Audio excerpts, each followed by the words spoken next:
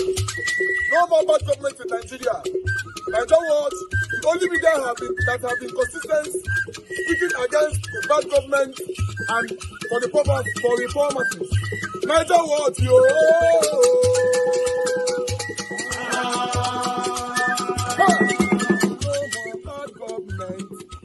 No more bad government. Nigeria what? No more bad government. Nigeria what? No more bad government. The only media that have been speaking. No more bad government. The voice of the voiceless. No more bad government. No more bad government.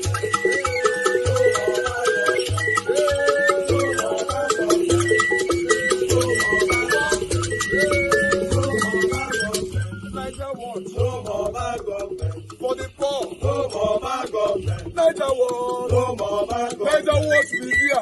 No more bad government. No more bad government. No more bad government. In Nigeria. No more bad government. No more bad government. No more bad government. The only media. No more bad government. The number one media in Nigeria. No more bad government. That have been speaking against government. No more bad government. Nigeria what? No more bad government.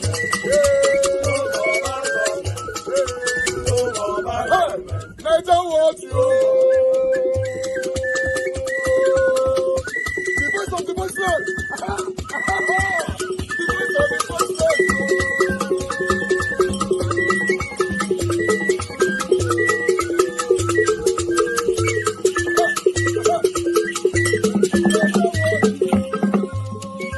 Voice for the voiceless. Voice for the voiceless. Nigeria what? Voice for the voiceless. Nigeria watch media. The only media that have been speaking against bad government. Being consistency since 1944. Voice for the voiceless. Voice for the voiceless. Voice for the voiceless. Voice for the voiceless. Voice for the voiceless. Voice for the voiceless. Voice for the voiceless.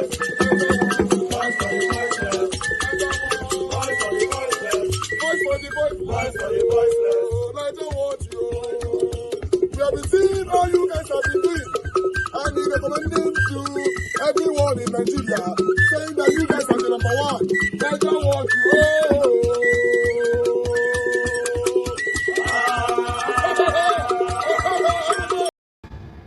So, talk of a new mega party made up of opposition forces that will take on the ruling APC in 2027 is getting louder.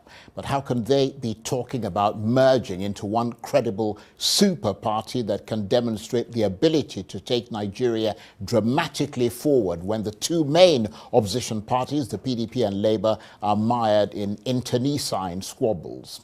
Well, the mood, the vibe and the energy of this proposed mega party be different from the disaster of infighting that we're seeing in the Labour Party and the PDP as we watch them inciting themselves against themselves. Who will be the leaders of this new super party, and what sort of dark linkages will they have to the years of bad governance that we've seen in this country? Because before the leaders of this country stole the future and things got incredibly perilous, there was a time in the 60s and 70s that Nigerians felt confident in their future. The people were getting wealthier, a bit like watching your house increase in value every day. There was a lot of money floating around, and people who had interesting ideas could get them off the ground. And Nigerians were able to indulge their desires. On a salary of 3,000 naira a month, the equivalent at the time of $3,000 US, a family of four could take a holiday to Europe once a year and could afford 2 cars. But by the 80s, all that had become fantasy land. The value of the naira had plummeted, the money seemed to run out, and everybody was forced to tighten their belts. Life suddenly stopped being good, and it's been downhill ever since. What went so wrong in Nigeria? Why did that rise of the 60s and 70s ultimately fall?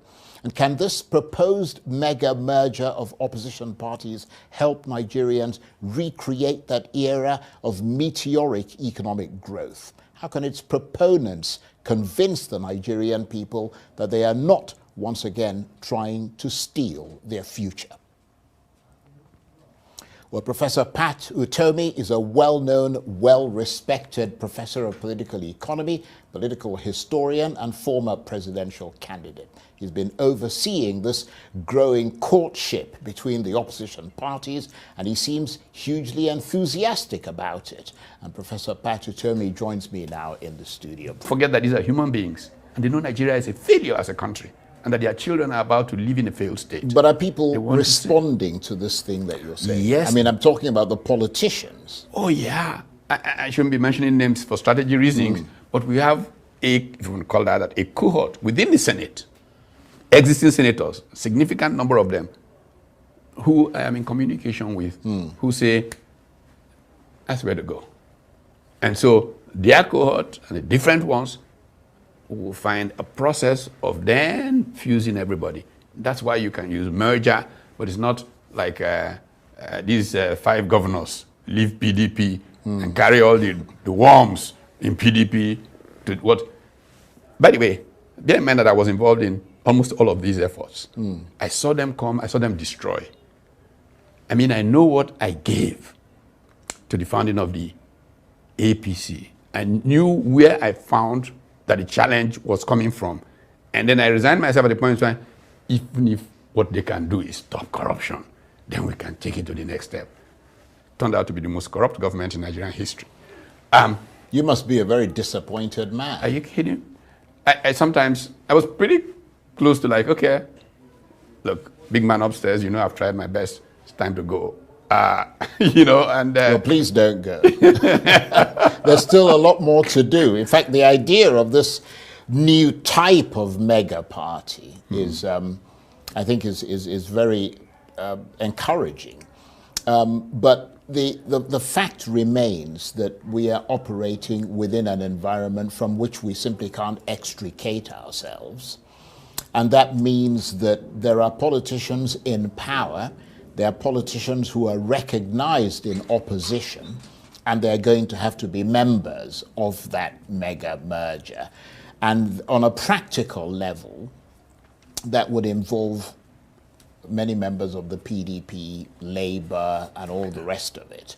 And I've read somewhere that the likes of Atiku Abubakar and Peter Obi and so on, the NNPP and so on, are all involved in it. Is that correct? Well, let's say very clearly that they were, or they are, good human beings in these parties. Sure. Some of them feel trapped by the system. Some of them feel that they cannot function without the kinds of amounts of money that are required, and so they just collapse into the system. I'm an optimist in man's capacity to change himself. In fact, the only animal, the only being that has the capacity to actually redeem or change or transform themselves is the human being. And I'm sure that when you sit face to face with some of these gentlemen, they will understand that they are at a point in history. But first of all, the people have rejected them. Let them not fool themselves. People have rejected them, but they can redeem themselves in history by saying, we decided that a new way is possible and will anoint a new beginning. But given that you have, I mean, you've been through this experience of where you're trying to find the right people, and you've given your considerable support to people like that, and you've been disappointed. I mean, you sound, you know, extremely optimistic. You know, that's the only way to build anything, optimism. I teach entrepreneurship as one of the things that I do in life. An entrepreneur is sometimes called the itinerant tinkerer. An entrepreneur who falls and stays down is not an entrepreneur.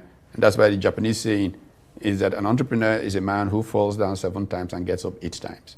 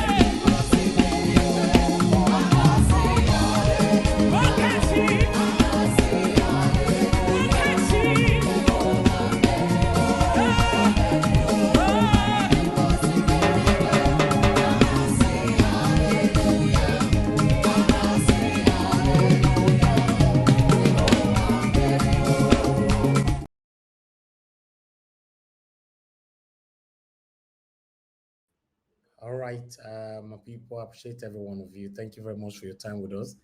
It's another day today. Good morning, good afternoon, good evening to you all. Thank you for your time with us. My people right there. How on a day today? Happy Tuesday to you all. I don't know. Can anybody hear me?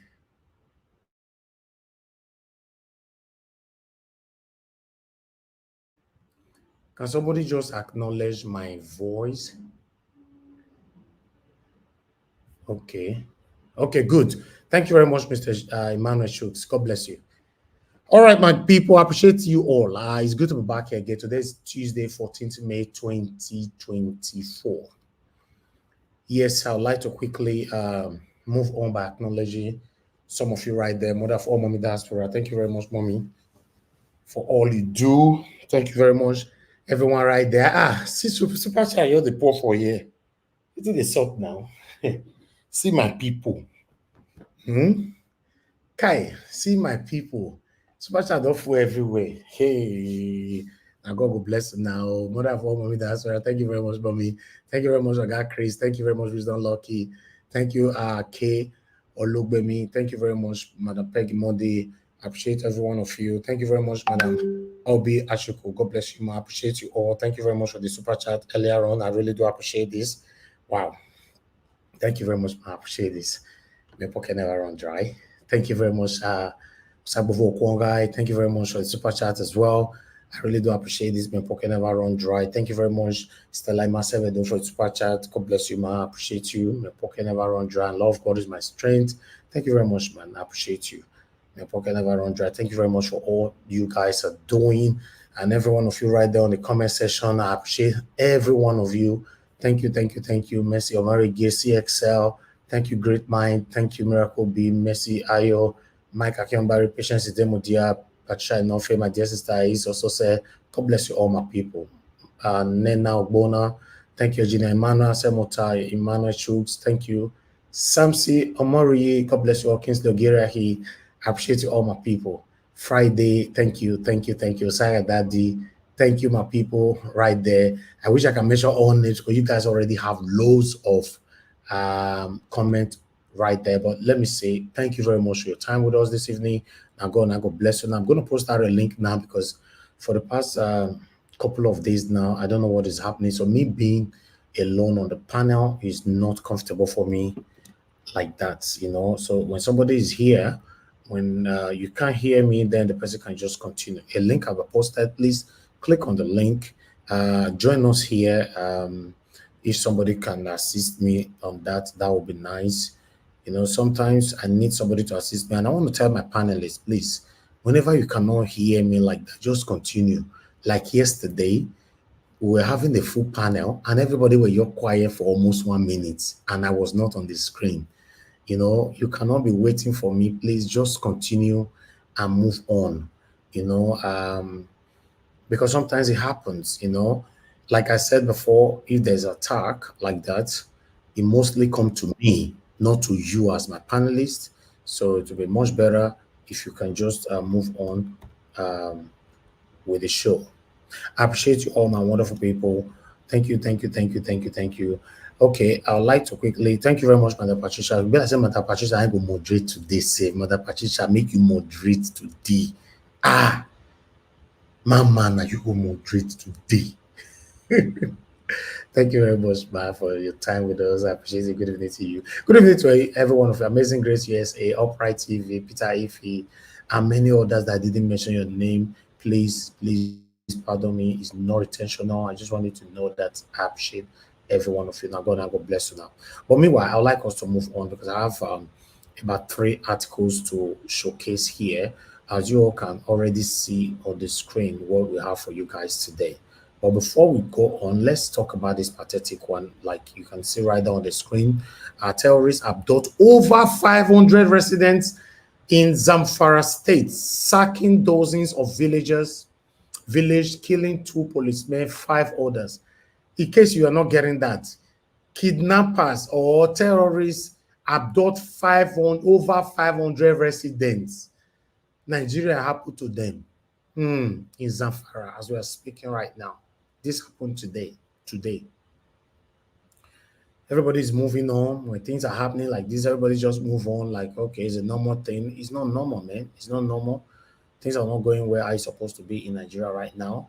But meanwhile, Peter Obi, some people said Peter Obi secretly met with Atiku, while some people said Peter Obi met with Atiku. So I'm not too sure which one be truth for his side, whether not, although he met with Atiku, but whether not secret or not be secret, I'm not too sure.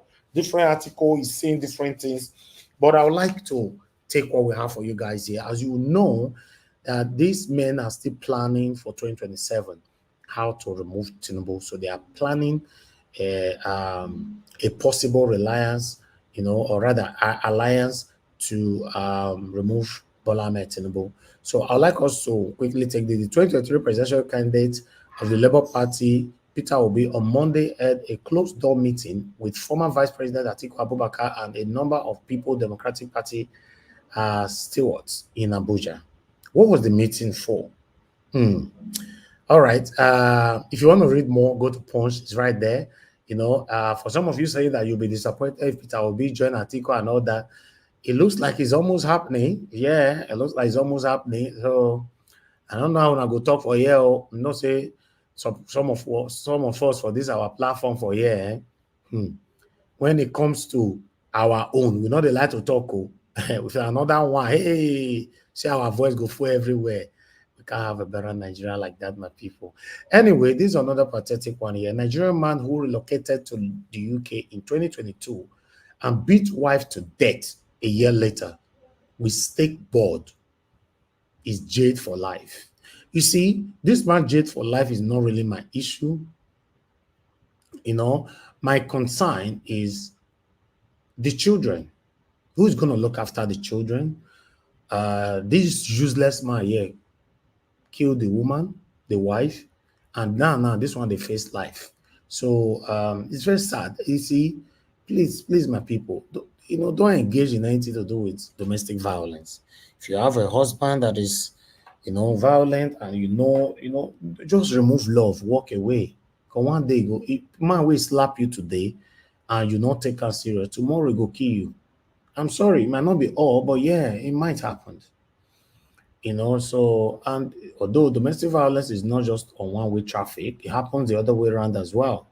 But any kind of domestic violence, please walk away. That's all I can say on that particular one. Then the last one we have for you guys today is just this one here. SOWORE.com again. I know someone do SOWORE matter. So it's right concerning Peter Obi everywhere does scatter for SOWORE matter again. As you can see, let me read for you.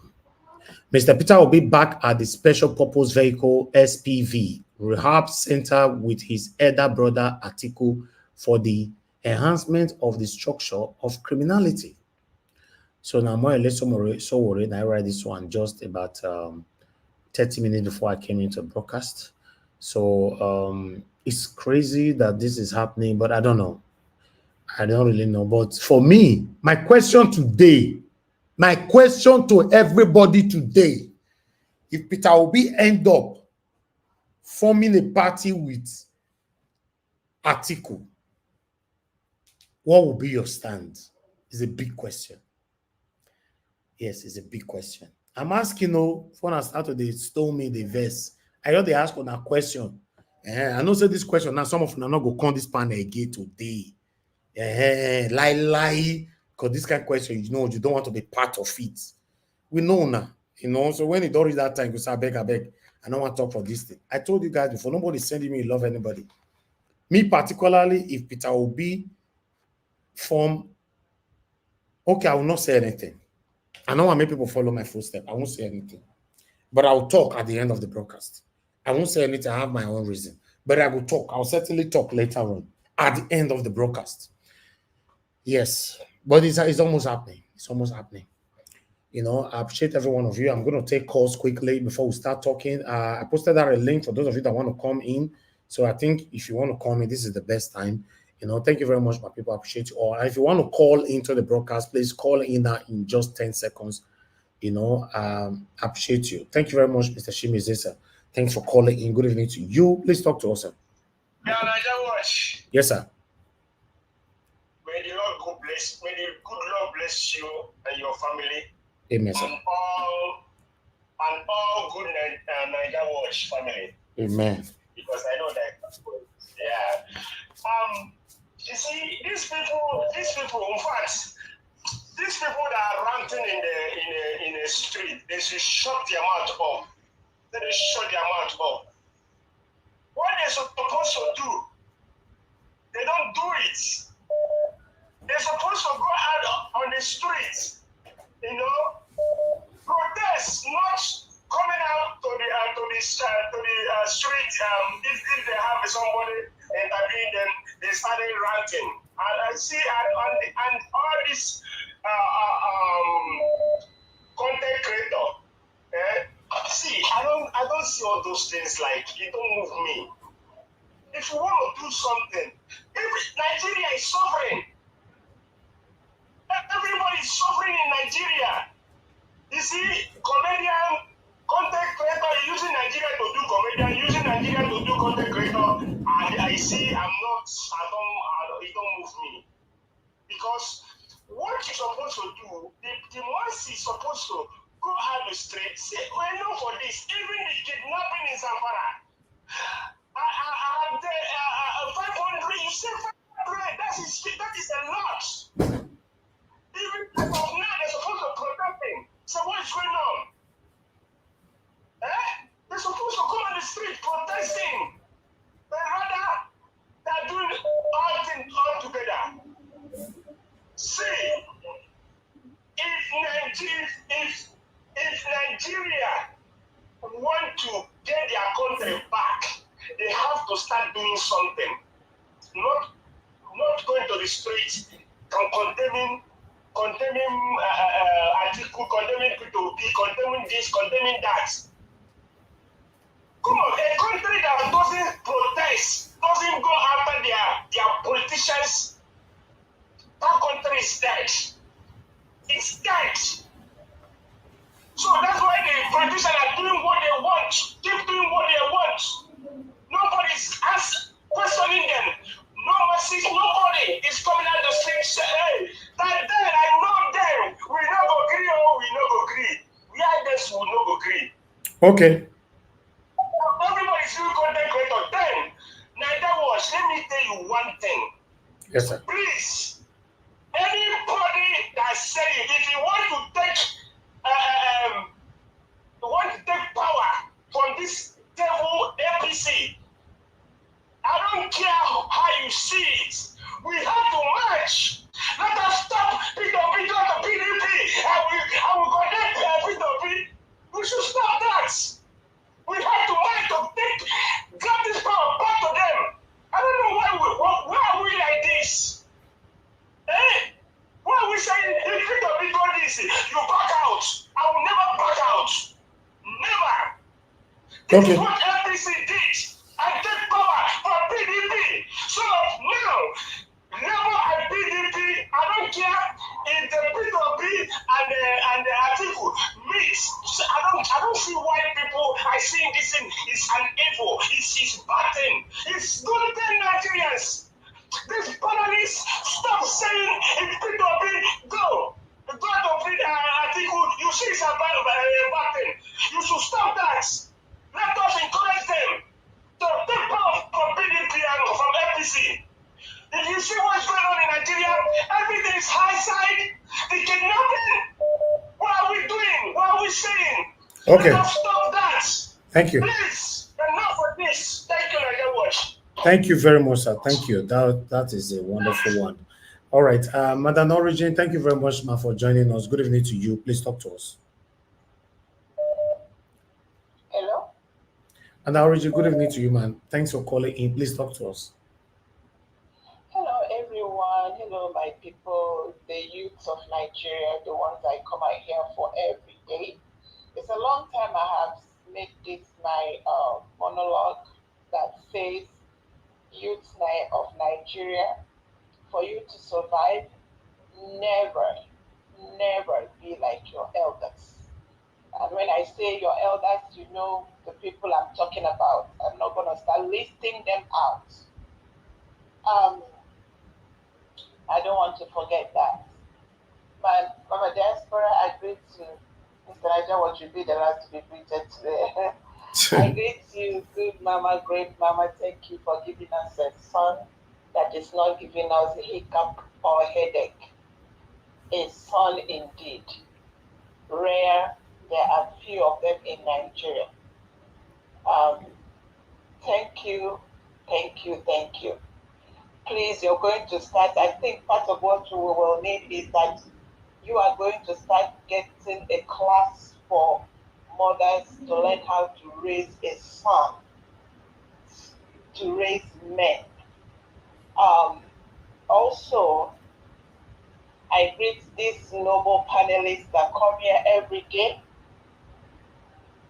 speaking truth, being voice to the voiceless, bringing your knowledge, your time, your voice for the people that have been, it's like, I don't know how to explain what has happened to the people of Nigeria, but God will save us and deliver us. I thank the ninjas that listen every day. I thank and I greet everyone. Mr. Niger Watch, God bless you.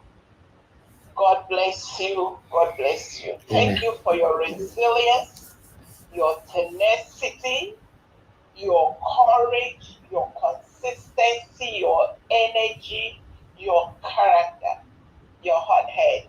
I like that. That is what we need. Thank you. So God bless you. Continue to hold this candle light. Maybe we are going to push the light. You see, I'm going to group, you see all this coalition.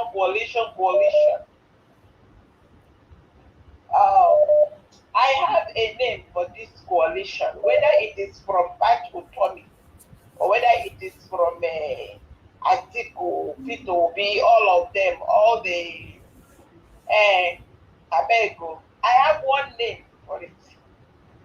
He say it's indeed a mega party. You are going to coalesce. Let me give you people a name. You don't need to find another name. It's COCCSAS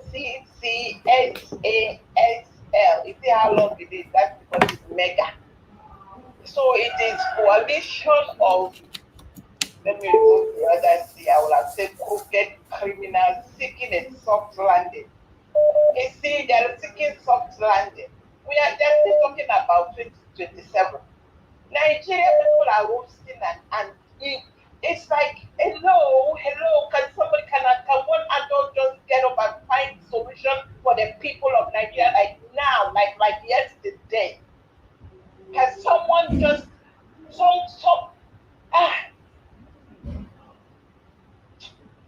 Mr. Niger Watch? Thank you. Nigeria YouTube. Men I wake up, oh. Men I shine on the eye, oh.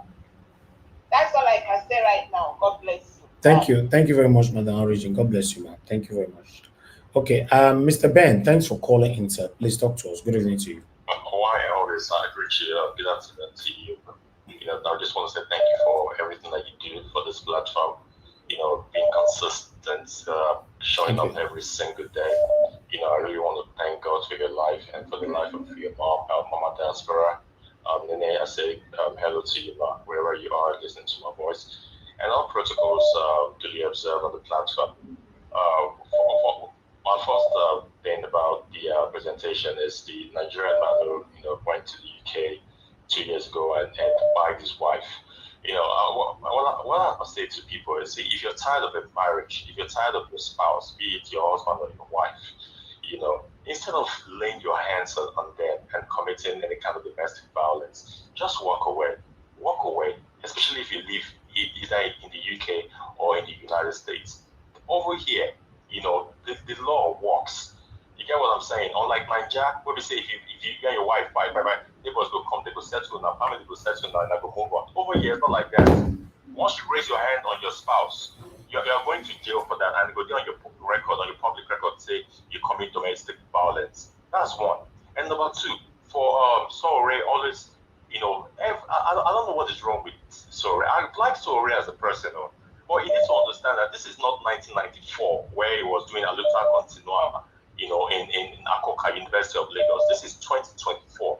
The times have changed.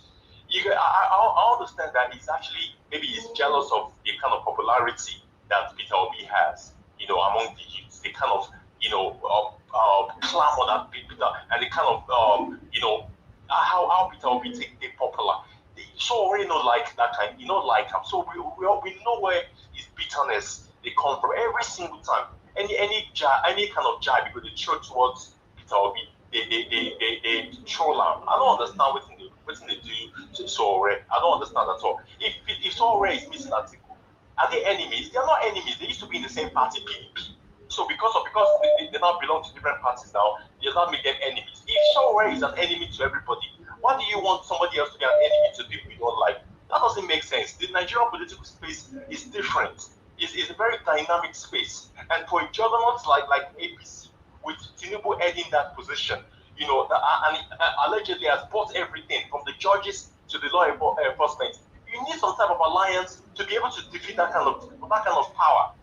Peter Obi cannot do it alone. I've said it so many times. If Peter Obi goes to PDP or what, I'm telling you right now, put it on record. Me, I'm going to go with him to PDP because I'm an obedience. I don't care about the party. I love Peter Obi as a man, and I will go with him anywhere he goes to. That's why I will always support him. You get what I'm saying? So okay. Sorry, go sit down somewhere. Sorry, go sit down somewhere. I beg. Okay. Right, thank you very much. I appreciate Thank you. Thank you very much. God bless you, sir. All right, Black Panther, thanks for calling in on the phone. Hello. Good evening to you, sir. Please talk to us. Thank you, Niger. Thank you for answering my call. I want to say something here. The first time they brought out information, they said it will be education. They brought another one out again. We said it's an old stuff. Now they are now bringing the picture out that Peter Obi is having an alliance with PDP. And I want to remind everybody, when the presidential election was, coming up, when Peter Obi was contesting with other parties, we talked about this alliance, but we declined. Obi said one thing. if I want to even do an alliance with any party, it will never be a transactional alliance. And the question I want to ask everybody and those who that put those things out there, Atiku, will Atiku go on non-transactional alliance with anybody? Not to take less of Peter Obi. That's the question I put out for them, because they are finding a way to rob Peter Obi and Shore. I don't know. So this has shown that Shore had a personal beef with him, and Shore was one of the people that campaigned for Buhari, was one who that brought Buhari out, but he went around trying to play gimmick. He was a part and parcel of those who that brought Buhari out and dragged Jonathan to the mud. He was part and parcel of it. And for him to come out with all this rhetoric, he's still playing the ball game. He will come to speak with his mother, oh, I didn't do anything. Now they just show you a picture and you don't have any information and you just blow it out. Oh, until I hear from Peter Obi, and I know Atiku will never have an alliance that is not transactional. Thank you, Mr. Naija Watch. All right. Thank you, my brother. Thank you.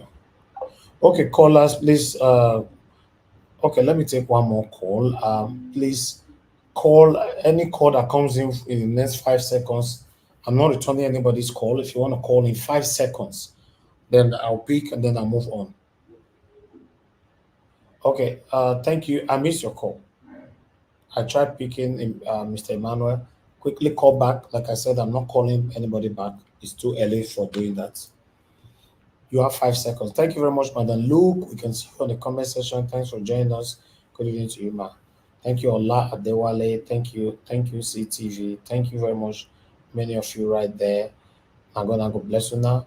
Amazing Grace USA. Thank you very much, ma'am. God bless you. Thanks for the prayers, for the support, for everything. I'm grateful.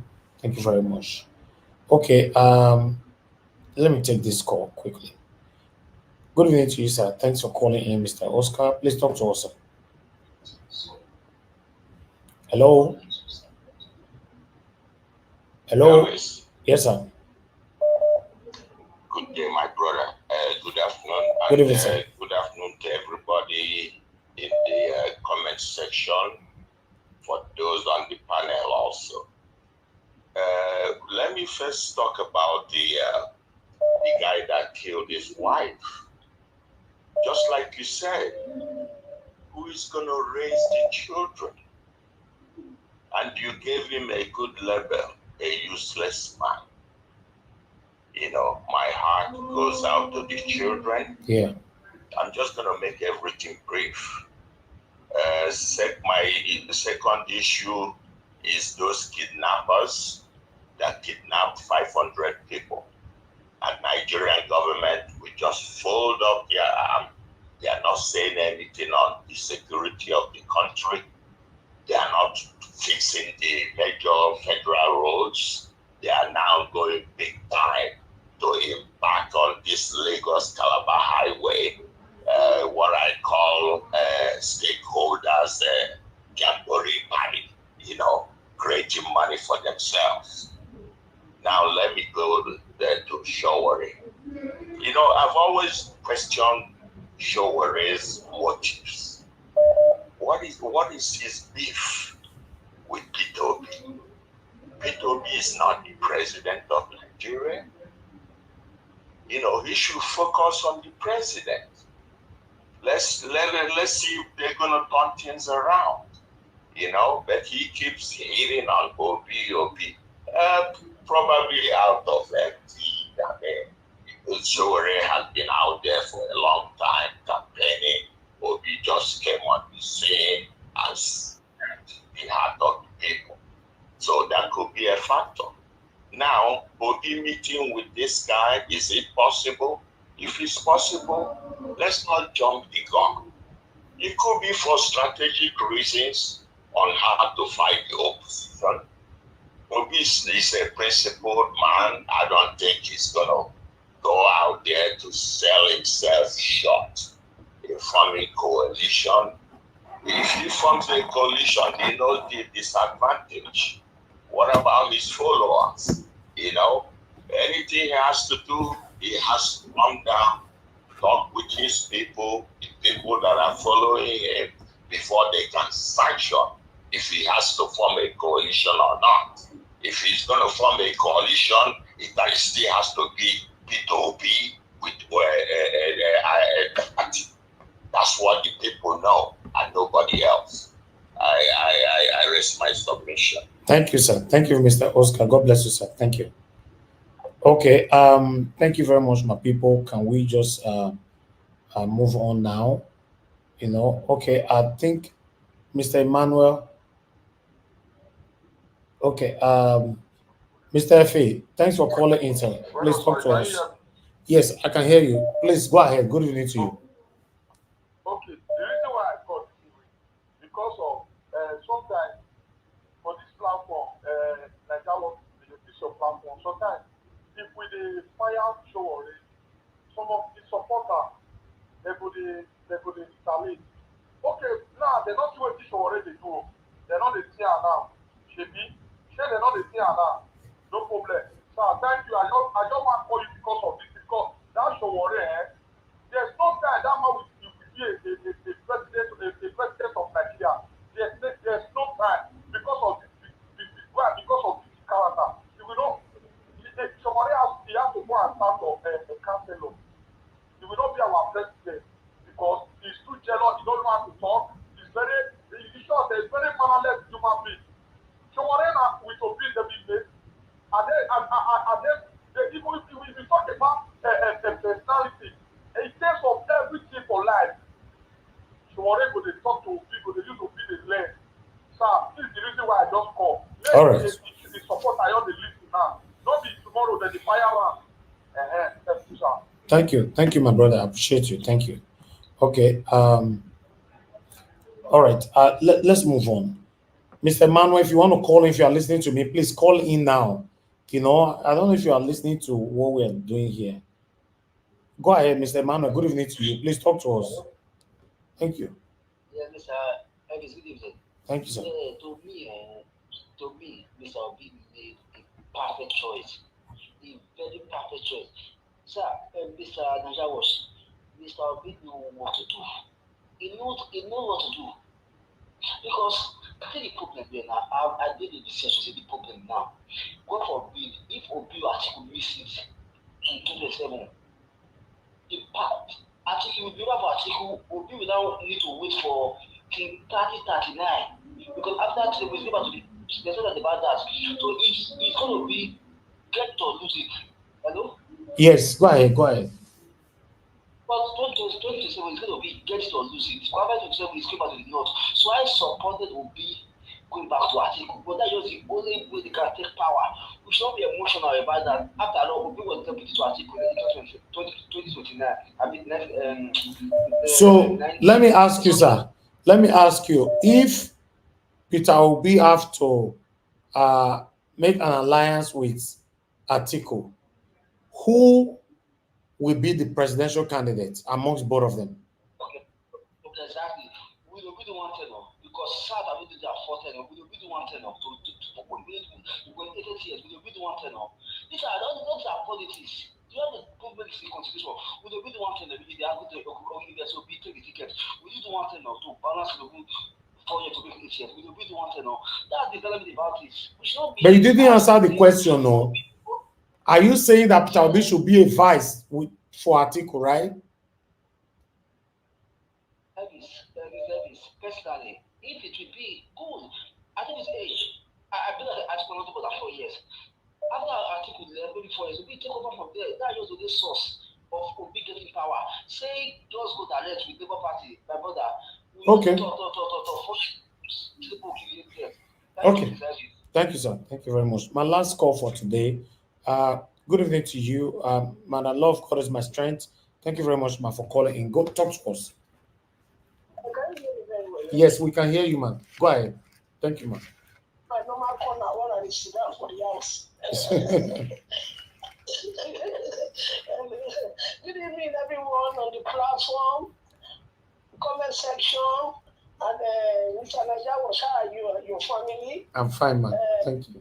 and for your children, and mommy Castora. Hope you're all right, ma. Good evening, oh, at the Crito, at the Toy Salute from here. Bam. Naija Wash, make us start from Mr. Shore.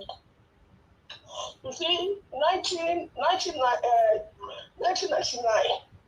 when Shore wanted to start this, take it back. We all formed this Take It Back together in the UK. All of us, it is meanwhile, Unis, a lot of us, we came together, we formed it. And even the one that is fighting him in Nigeria now, a lot of money was pumped into it. And Shore, it was a man that we really loved. We wanted him to be Nigeria president. We spoken, all of us, we done meeting together, planning, strategy and everything. But I find out later that he's got this pride, very proud man. He think he knows it all. So that thing really scatter a lot of us because we have take it back all over the world. And if I tell you something, money, when I say money, it's not joke, but let me not go to that side. We never hear thank you. Money. So, Jure, I don't know his problem. He's just full of jealousy. And since 1999, nobody has contested that presidency with Showore, a candidate in AAC. It's the only one. Even before Susan Y move out from there and he's going to do the work. It's always been the one coming out, but they have other people there. So I just want to say, Shore, even I will tell you people something today. When the election wanted to start 2023, I called someone, all of them, to call Shore, that one talking that we want him to come down to Obi, so that Obi can be the president. Shore refused before I finally decided to walk away from Take It Back. I was a member, I was in all the platform before I finally decided. Because we went out, we called the meeting, Shore was saying that how can he come down for Obi? That was when I knew that this man is not ready to fight for Nigeria. It's all about himself. And he has been doing it, he has been showing it, and it's not going anywhere. Obi only came out once, and look at where Obi is. And I always tell people, you say a proud man, the Bible says that pride comes before a fall, and that is what is happening to him. He should leave Obi alone. Let him face his own, let Obi face his own. He has been taken back for how many years? Nothing has come at it. Money pump into it, all the money lost. Where's the calculation? Where's all the money? If I tell you the one that happened in the UK here, all everybody will talk. Our money got lost. Okay. Our money got lost. So I don't want to. So let me quickly talk about Obi and Atiku. Because people saw Obi and Atiku does not mean that Obi and Atiku are planning to come together. Don't forget that these people are like friends, elder brother and all that. People can come together. It's like somebody see me and you, and they'll just start guessing things. So me, I don't believe until we see. But me, I know Obi is a very clever person. He will not do anything like that. So my people, let us be calm. I believe that Obi knows what he's doing. He will do the right thing. Thank you, my brother. Thank you, man. Thank you very much. Thank you, man. Thank you. Okay, callers, we are done. Let's focus on the panelists right now. I appreciate every one of you right there. Thank you very much for your time with us. Those of you listening to us, please, guys, do your part. Press on the like button, help us to share, and let our voices go far. And God, God bless you now. Thank you very much once again, Madam Abi. Thank you, Stella Masavedo. The love of God is my strength. Amazing Grace USA. And God will bless you now. Thank you very much, Abu Azi. It's good to see you right there. Thanks for all you do, sir. I appreciate you. Madam Luko. Thank you very much, man. I appreciate you. Thank you very much, Yande Kings. And God will bless you now. Chris Rebet. Thank you. Ajebe AK. Thank you very much. And God will bless every one of you. Tracy Jacobin and many others. Jacob Obedience. Thank you, thank you, thank you. Okay, guys, I'd like us to move on to the panel. For now, I'd like somebody to take over. Madam Patricia, are you there with us? Yeah, Mr. Ellis. Good evening.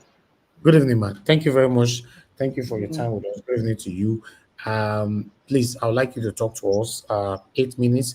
And if you don't mind, please, if you can help me to look after the panel for a few minutes. But whenever you want to leave, Oga Jonathan will take over from you. But after you is Oga Jonathan that needs to speak. But I'm here. Thank you, ma'am. Okay, okay, thank you. Thank you Thank you, so much.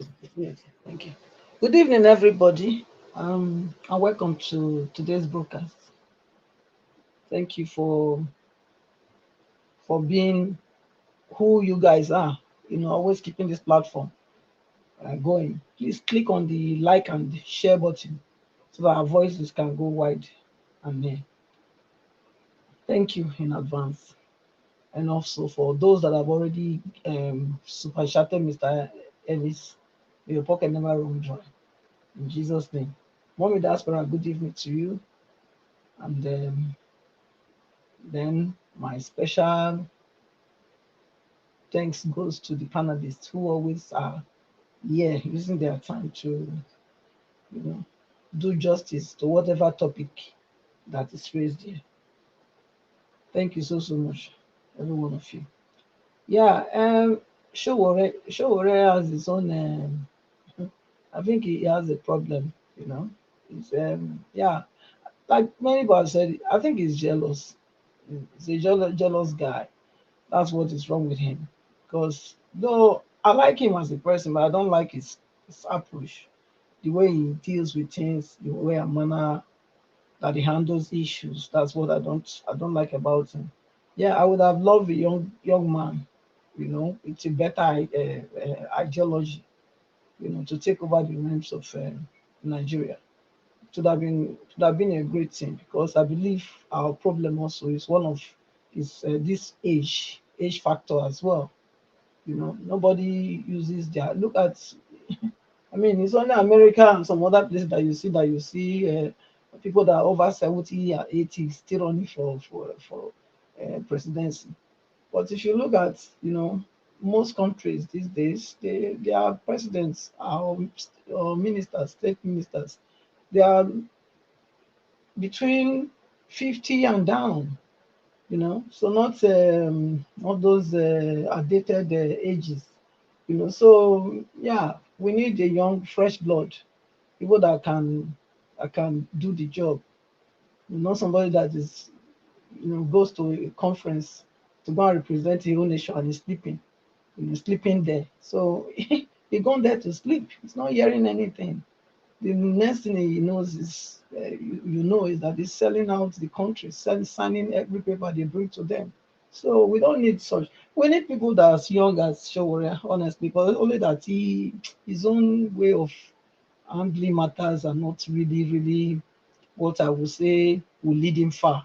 I don't think he will ever become the Nigeria president with this kind of antecedents that he has. I don't think so.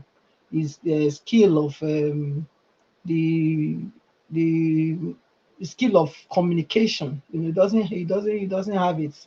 So he needs to go and work on that. And even if he thinks he's right, but there's a way to communicate things.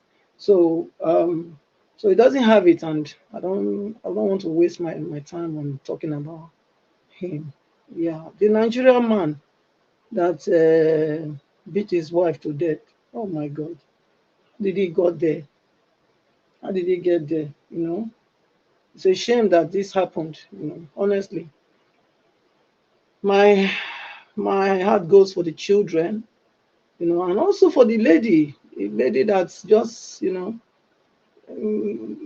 killed just like that. The lady was sent to wherever untimely. It wasn't supposed to be. Sometimes the Japa syndrome. You have to ask yourself, really, because the Japa thing has brought more harm has done more harm to Nigeria than good. It's only people that's not really looking at it holistically, you know, Madam looking at it Patricia, from yeah. and a report said that they actually sold their house to travel Yeah. to the UK. They sold Mhm. everything they had to just to go to the UK. They Mhm. reached there, never reached how many months you kill your wife. Now you life. It's just crazy, man. Mm. It's like that. The Japa syndrome has done more harm than good, actually. You know, I know there are people that when you are telling them, look, try and cope wherever you are. We know Nigeria is tough, but you see, you are still far better knowing that this is where you are than going to where you don't even know. You don't even know how things will turn out for you. You know, so for me, I tell people, that's why I've always been saying it here, that I don't really support people leaving, because the place you are running to, people built it. You know, people fought for their rights. Hence, we are having this good governance that we are seeing here. It wasn't like this. You know, people had to lay their life down in these countries that we are. So it's not just say, you know, just say, oh, now Western world, everything is good there. Yes, everything is good there, but people had to do the needful. You know, lives have to be laid down for their generation and posterity to have the good life that they're having here. So if Nigerians are not willing to take that you know, that pain, to that sacrifice that they need, so that they can liberate their generation to come, or even the ones yet unborn, then they will keep suffering. You know, somebody might say, but you that is talking, you are in Europe. Yeah, but when I came to Europe, Nigeria was not as this. It wasn't like this. And I didn't even come because it was a greener pasture. So I would that is it. So I can settle your mind from that already. I didn't come to Europe because it was a greener pasture. So I'm not in that class that came to Europe because they were looking for a better place to run to. No. So and if not because of why I came, for me, Nigeria was the best. Nigeria for me is the best place ever. It's still the best place even till now. It's still the best place because you have to have the guts to do something in Nigeria. No food for lazy man. So if you are lazy in Nigeria, you will not have anything. That's what I know. If you are entrepreneur minded, you know, in Nigeria, you can live your life. Are people not making it in Nigeria? People are still making it, even despite the hardship. Yes, we know there's so much poverty. Yes, we know. But at the same time, there are many also that are making it. So we shouldn't. So the Japa syndrome has done more harm than good to me, to what I'm seeing, and to many stories I'm hearing, and what people that I'm seeing. It has not been it has not all been a rose of waiting a color, platter of gold, as they will say. So I will leave that there. And the man, that nation, or what they call the people, the is it the what's it called, the first people that you state of the nation. Yeah, every day they are there ranting, talking. You know, they don't do anything. You know, is there about talk? You just there. You know, they should go out. I didn't know the one living in it, but yeah, one day I believe it's soon going to happen. I think it's Pat Utomi that mentioned it, that they wrote to him and told him that in 4 months there should be an installation in Nigeria. I don't think that is far-fetched. I'm very sure that very soon something terrible will happen in that country, because the way things are going, it's not looking good at all. It's not looking good. So um, Nigerians, if you people think that you fold your hand and be looking, and then things will just turn around and be turn to what you want, then you are joking. These political gladiators, they are not ready to take off their teeth or their hands from this honey that they are licking. So the best thing for Nigerians is for them to come out and do the needful and take back their country. That's what it is, because everywhere, the whole institution has been captured. You know, this is state capture, absolutely. And the only thing that can change, that can liberate people from state capture, is revolution. So until they do the needful, they'll stand up and they rise up to do the needful, nothing will change, because these people, they are not going to change. You know, and you heard even Pat Utomi saying it as well, that they don't have the people in mind. They don't. They are not there to serve. They are there to loot. So that's all they know. They are things, you know, they are all they compete with each other. They are competing with each other. Whose kid is going to the highest school, the most expensive school? Who wants to do somebody? They are planning to buy individual jets and helicopter. They are planning to make airports directly to their own backyard so that they can jet out anytime they want. That's their plan. So Nigerians, it's up to you or every one of us, you know, home and away, to stand up and do the needful. We from here, that's what we are doing. By talking here, we are sensitizing you, we are educating you, informing you, giving you the right information so that you can make, you know, the right decision. So, but you on ground, a war is not just fought. A war is not only fought, you know, only one way. You know, it's not only speaking. There's also those foot soldiers. So you on ground there, you are supposed to be like the foot soldier to carry out whatever the information that we are giving you here. So, Nigerians, I don't know how long you people want to be a more. So, but it's up to you. If you want to take your country, you know, if you want your country to be liberated, if you want to take your country back, today you can. But you know how? All will start with you. So I'll leave it here and I'll give the floor to Mr. Jonathan for him to also give his submission. Mr. Jonathan, please come through. Thank you.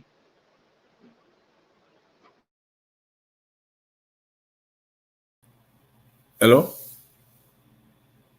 Please speak to us. Welcome to Sorry. this. Welcome to Yeah, this. thank you. Yeah. Sorry about Thank you. that. Sorry for the delay. Thank you very much, Yes. Madam Patricia. Thanks to all the panelists. I greet Thank everyone. Those on the comment section. I greet you all. Please take time to like this broadcast and subscribe to the channel. I again thank you and welcome. I want to, you know, talk on this Peter Obi thing, in as much as I really don't want to, because I believe that this discussion came up about 2 months ago, or if I can recollect correctly. But I felt it's a distraction. It was a distraction then. It is still a distraction now. I don't see it's uncalled for.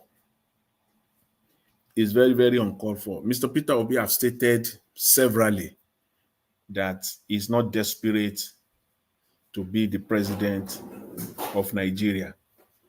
I would like to acknowledge the statement made by Madam Origin. She said, crooked criminals seeking for a soft landing. I mean, that's just if you want to give it heading, if you want to give it a title, it's just crooked criminals that are looking for soft landing. That's what the likes of Atiku and co.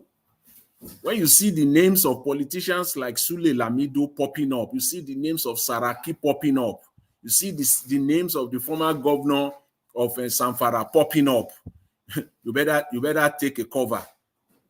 You better take cover as fast as you can. All these people have no plans for Nigeria. It's as simple as that. For me, as far as I know it, Mr. Peter Obi will never go for a merger. Let's just get that straight so that we put this behind us and we focus on other critical issues. This merger thing is just a waste of time talking about it. And I will kind of make it clear why it is a waste of time. Mr. Peter Obi will never go for a merger, for the fact that Atiku will never, under any circumstance, negotiate a non-transactional alliance. Atiku will never do that. Atiku will not negotiate a non-transactional alliance. Or is it Sule Lamido? Or people don't know what they are talking about. It's like so many obedience. It's like a lot of people just pop into Nigerian politics in the last year or two. Or is it Sule Lamido or Saraki, the former Senate president, the former governor of Kwara State, a very crooked man? Is it these guys that we negotiate a non-transactional alliance? Certainly not. So for me, in the final analysis, there will not be a merger. There will not be an alliance of any kind. This whole merger thing is all a distraction, period. As for SOWORE, if anything at all, he is the one that should make himself available for a merger or for an alliance. That is his best bet. That is just his best bet. What a prideful man. A man of it is my way or the highway. That's not a leader by any standard, as far as I'm concerned. Cannot be. So if Mr. Peter Obi will have to go for a merger, it will simply amount to pure desperation, which he has said is not desperate. And you can take that to the bank. I don't see any desperation in him that he wants to be president of Nigeria. So any merger will just, that's it. It means it will show clear desperation. Because you cannot say, I do not want to go into merger with the likes of Atiku and co, and then turn around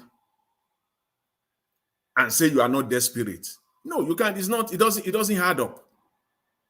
You go into a merger with Atiku and co, and then you say you are not desperate. Definitely, if that happens, then you are desperate. So that is why I can conclude that merger is not going to happen.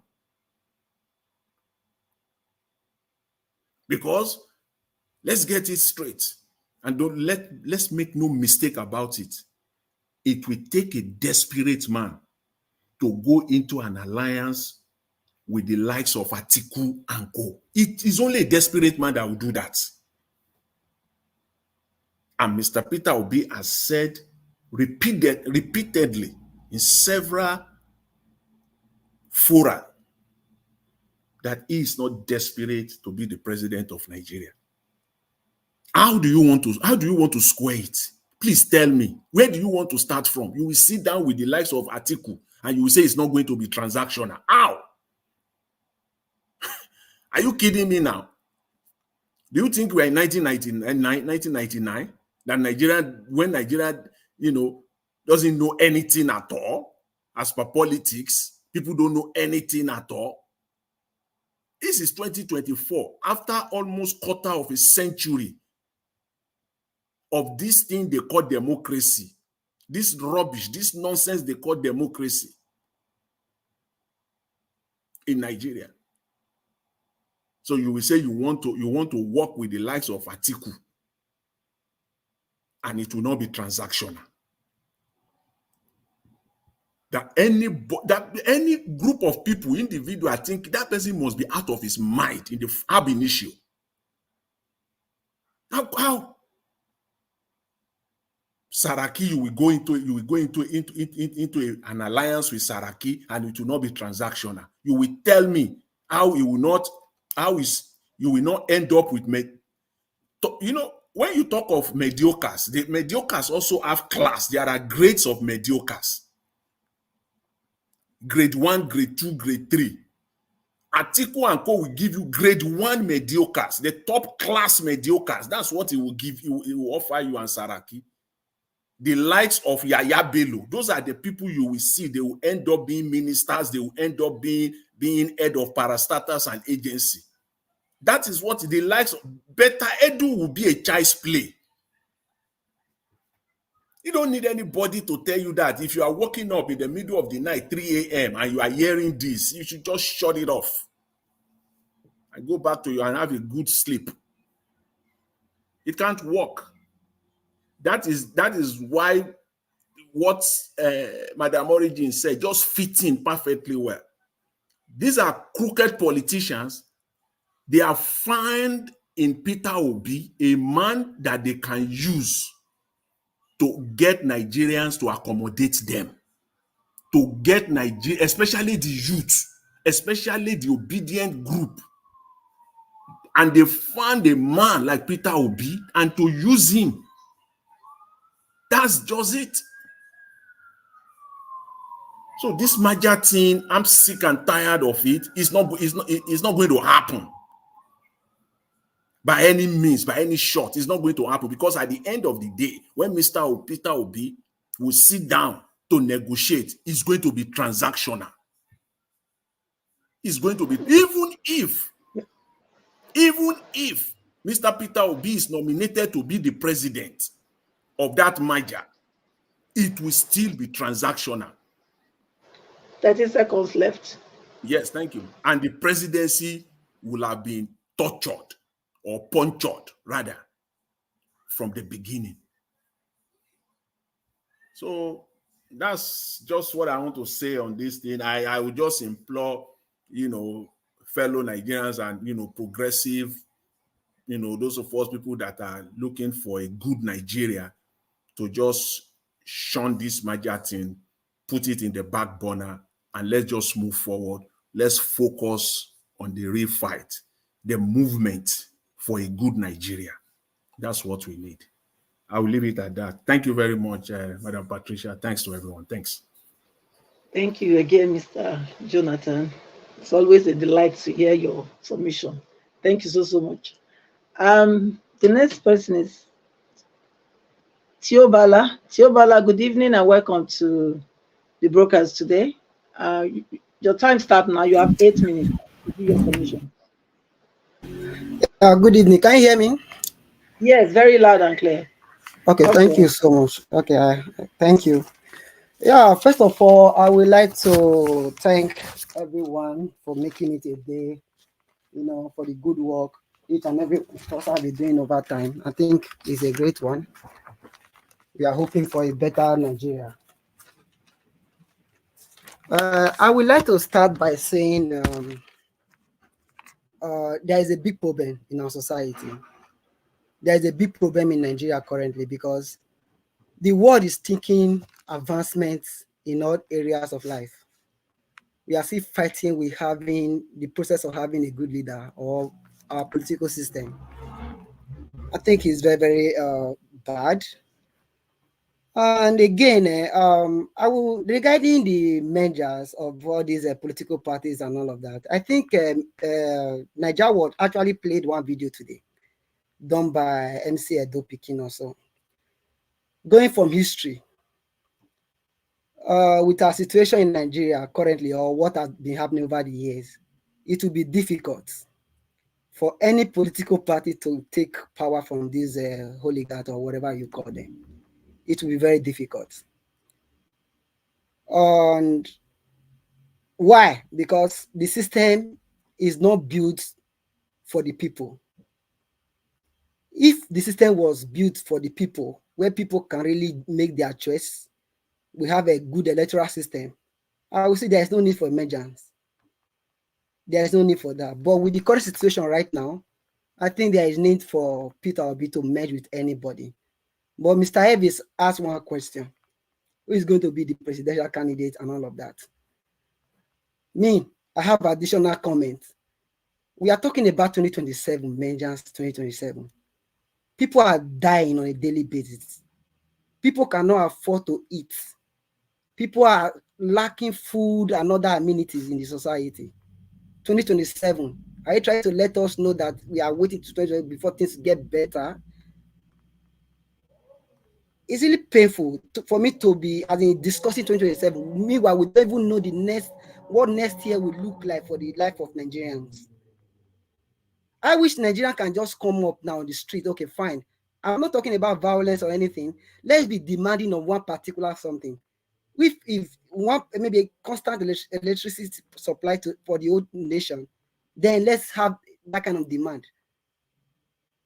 I think we need to rise up doing that.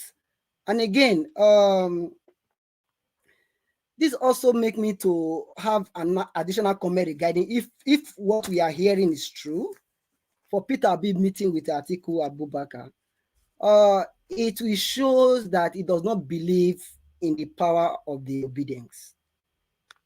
Because if you believe that 2023 general election, you won the election, forming an alliance with Atiku is not, is a non-ity. Like, You believe that you won that system, you won the election, and it was INEC that make that election or make you made them ring you out or whatever thing they did.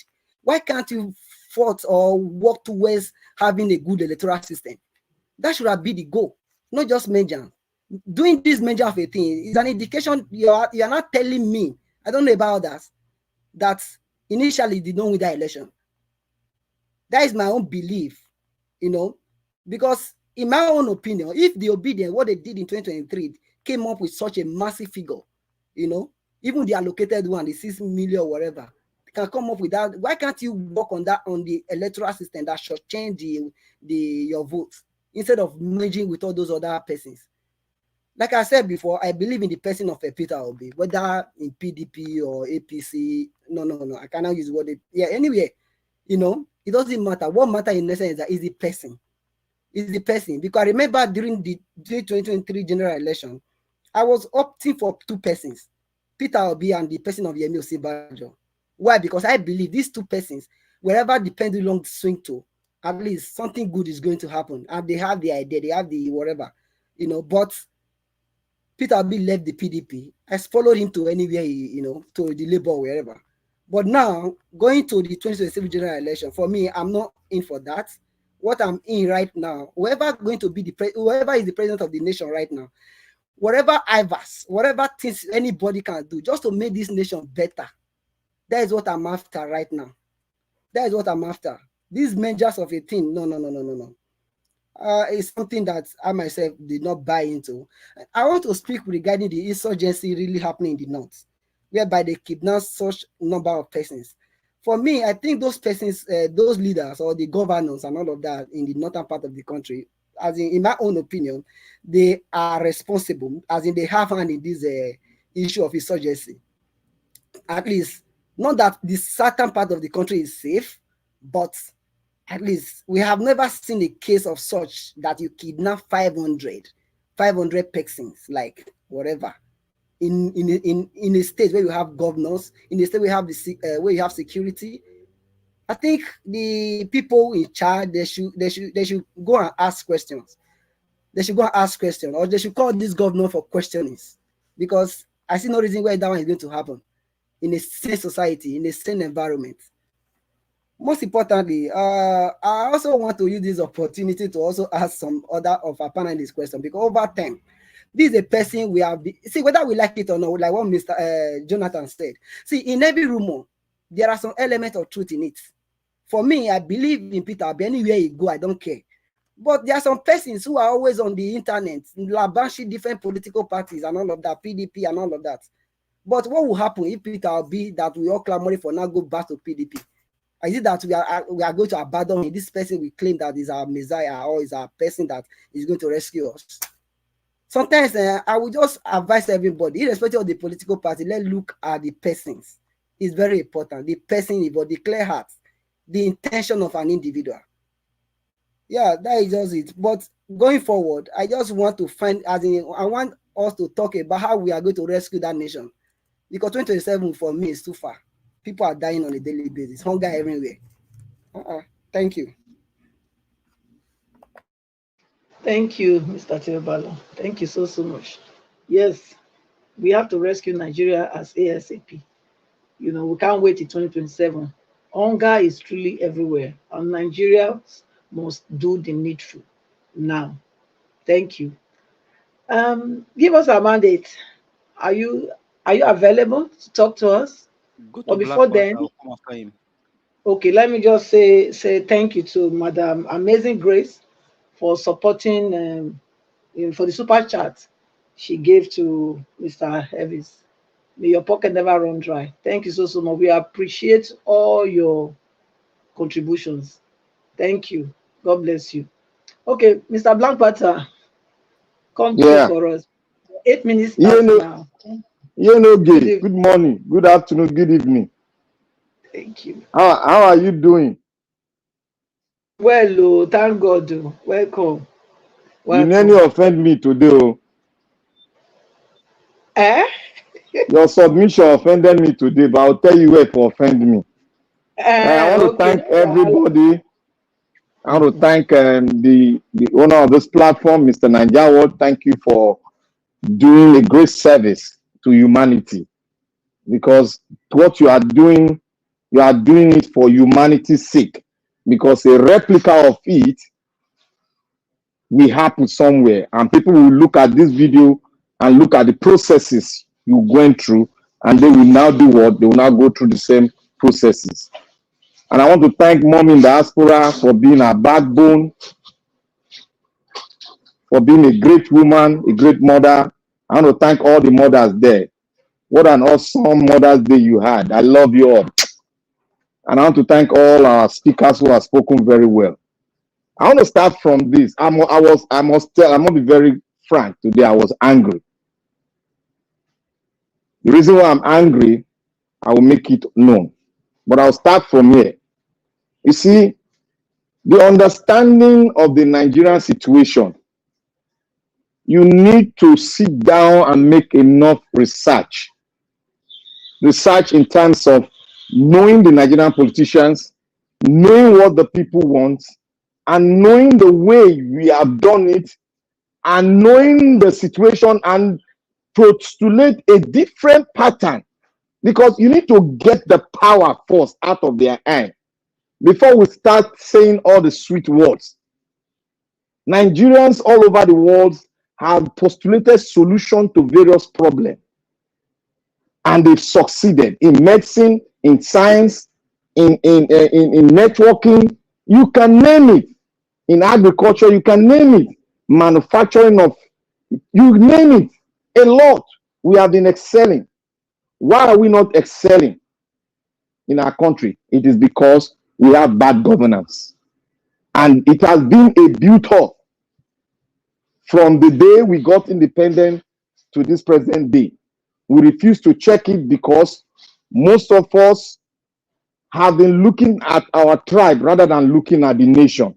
And I wouldn't blame anybody, because when the foundation is not well set and we are not even taught in school to even say to the student, this is a great nation, to imbibe it in every student as they are growing up, will not be taught. So the way we have been taught is the way what we are giving out. Garbage in, garbage out. Now, mommy, you see where I got almost a little bit deviating from what you've spoken about immigration. I want to tell you that immigration can never be stopped. It can never be stopped. And it will not be stopped, because that is the way it ought to be. Fine. That's the way it ought to be. Like if you let's go to history. When there was war in Europe, what happened? A lot of the French people migrated. They migrated down to the US, and that brought about relationship. If you see that Statue of Liberty, it was the French people that donated it to the United States because of that relationship. It took in a lot of immigrants. And secondly, even when you see the creation of the state itself, there was migration from Europe down to this side. And what causes the migration? It was because people were highly taxed. That's what brought about people migrating down here to sit down here to create a nation called the United States. It was not because of they were hungry, but because of taxation, and some other little things. But taxation was prominently noticed. So what we are seeing here, migration will not stop development. Migration will not stop you not producing the best even in the country. Because a lot of things have happened, and those people that have migrated out of their country, they went back, and things started moving on. So migration is not the positive impact of migration is more than the negative impact. Because no matter where you start from, where you stop from, somebody will start from there, perfect it, and make it stronger. So for a country to be stronger, it does not lie in the hands of one individual or lie in the hands of those that migrated. That's not true. So I want to go to what made me to be very angry here today when I saw the headline. It is SOWORE. This actually placed it on our doorstep that SOWORE is personal. And I want to say something. You see, the Nigerian situation, we don't need to be very, we need to tactically watch it. Mr. Obi will never merge. The reason I called, I said the reason, and Mr. Jonathan said it again. Atiku cannot partake in a non-transactional merger. It is not impossible. And even look, people are always saying that in Nigerian history, merger is the only way to take political party out of power. Yes, but that does not make it impossible for a single party to take on a party out of power. It is, the impossibility is not there. It is possible. Then why are we hanging on saying the only possible way is one way? It is not that. If we all come together, we have, yes, let me round it up. I will continue later. If we all come together and we will take these guys out of office. And for SOWORE to start playing that rhetoric, that means SOWORE has a question mark, and there's a red flag on SOWORE, which I've been saying from the day he started saying he want to vie for president. I've been always breaking that red flag. SOWORE is not an epitome or not a standard for every Nigerian. SOWORE stopped his politics in its own state, that's Lagos State, while other people took it to NANS. And SOWORE never stepped into NANS. He never had any position into NANS. So he should stop the rhetoric. He brought Jonathan down. He brought Buhari in. But when we said, he started saying all sorts of rhetoric that he helped. He didn't say he must be there. Those are rhetoric. We know what he did. I read this article. You are an investigator. Why was stopping him to call Obi? I heard this. He has Obi number. What's stopping him? But he refused calling and he followed the trajectory. This is all mind game. They want something that will implicate Obi, but there's nothing. And God, the man is clean. God made it so. It is not by his power. It is because he refused corruption. And corruption is the main problem of Nigerian politicians. Where has this man gone wrong, SOWORE? Where has he gone wrong to you? Is it by having a friend that is corrupt that may not say he has gone wrong, but go to his file? He hasn't stolen any money from anybody, even from the country. So what is the beef SOWORE is having against him? In short, I want to declare, SOWORE is not my type, and I will never be friend to him. And those that are friend to him, they should depart from it. Kindly round up. Thank you. It's a disservice to Nigerians. It's a disservice to his own conscience. Thank you, Madam Moderator. Thank you. Thank you. Okay. Thank you so much. Yeah, what I was trying to say regarding my submission about the Japa syndrome. Listen, I said Japa syndrome. I didn't say migrating. It's a syndrome. Migration is good when it's being done with the understanding of why you are going to where you are going to and what you are leaving behind. Not just the way we are doing ours, you know. Ours, we have a problem in the country, and our problem are the leaders. I believe it is good. Just imagine, if everybody leave the country, is it not what the leaders want? They want all of us to leave now, so they can turn it to a proper field, you know, a field where they just go get all the minerals, and then they come to live their life also in Europe. Is that not what they do? So we know our problem. At least the leaders, these people that you said they were migrating. Their people were not, their leaders were not running to that. They were not moving their money to those countries, to America, for example.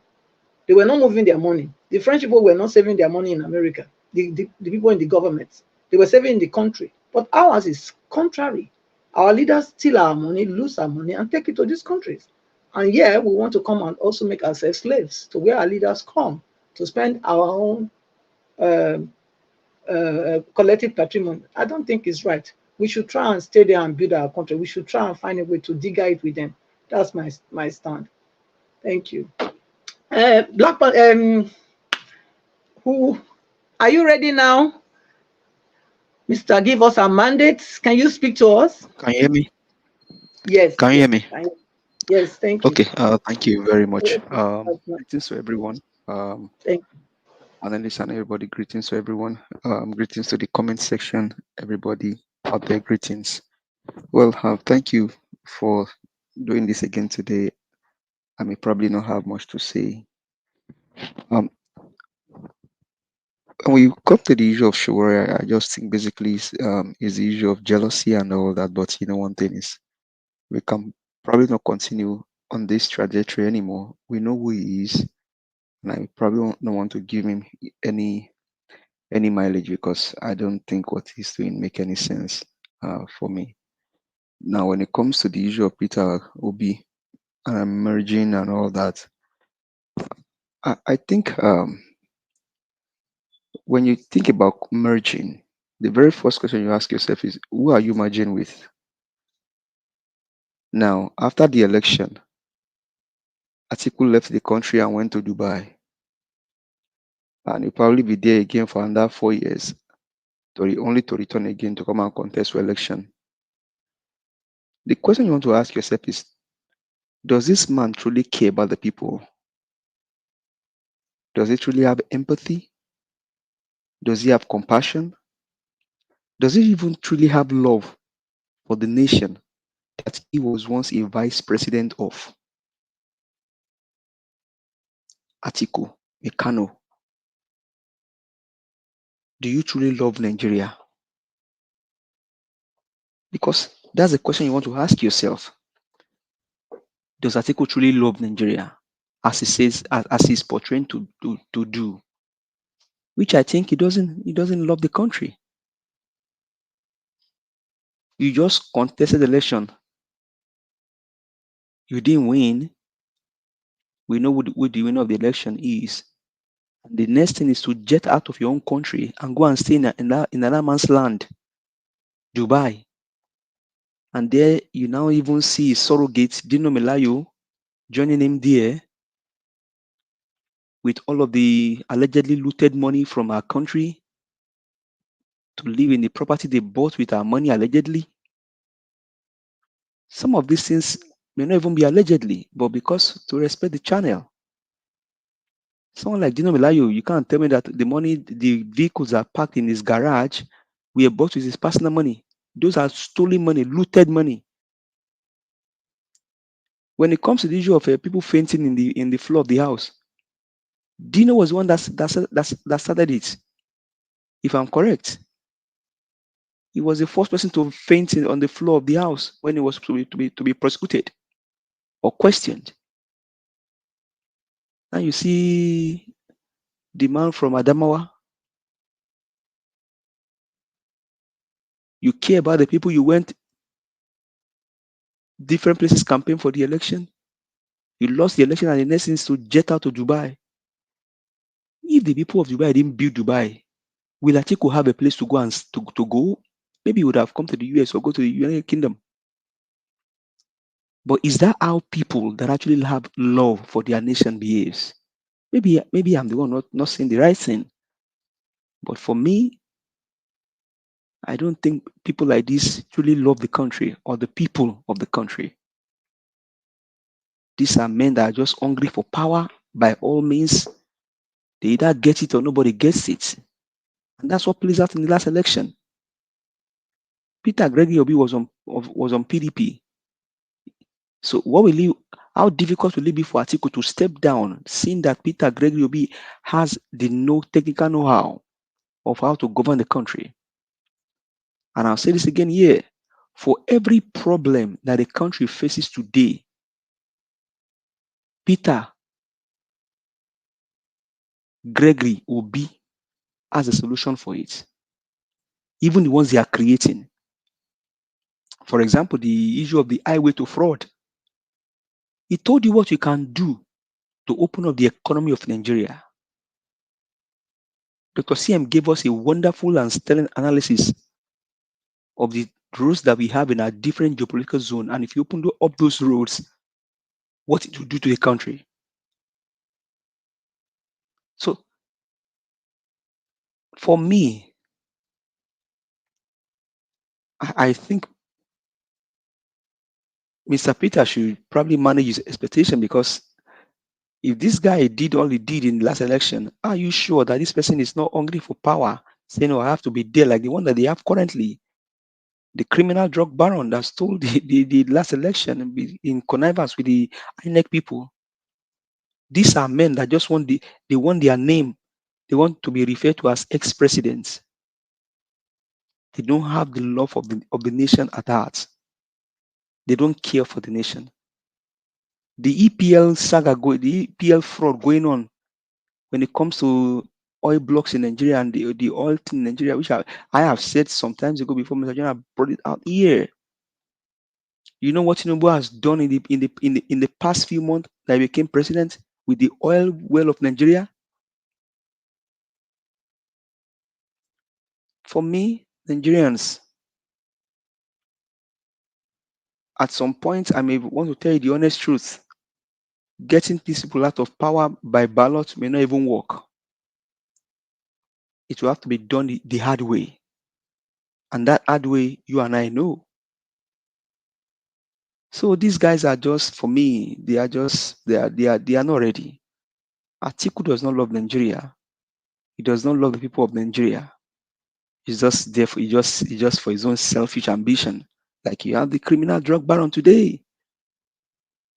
Do you now know, sir, that they sell sachet rice in Nigeria? Sachet rice is sold in Nigeria. Sachet rice is in Nigeria as we speak today.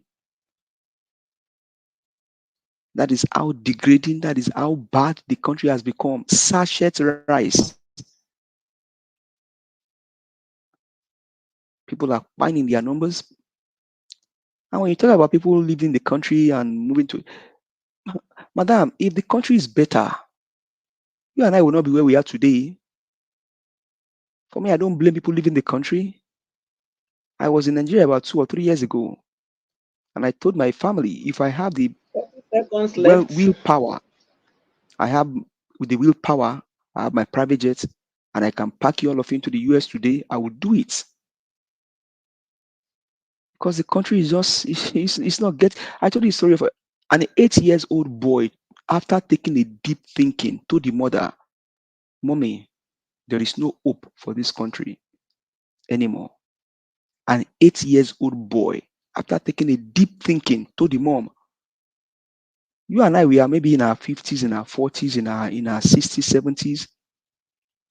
This 8-year-old boy has not even seen anything." After taking a deep thinking, told the mother, "Mom, there is no hope for this country." The song in the house now is, "Let's us Japa." So for me, I will not blame anybody. I only blame this man, because you don't even know the situation that led into this. But should he even get to this point? Before I get to this point, why not just call it quit and either separate for a little while and then you come back later? But if the country is better in the first place, would this even happen to this family after selling all they have? For many people, our problem today are the criminals that we thought are human beings, but they are demonic, they are satanic, they are evil. And don't let them bring that to your state by parading for you credentials that does not exist. When they tell you somebody his law firm is rated one of the 15 one of the 15 best in the world, when we check, it was Bobo.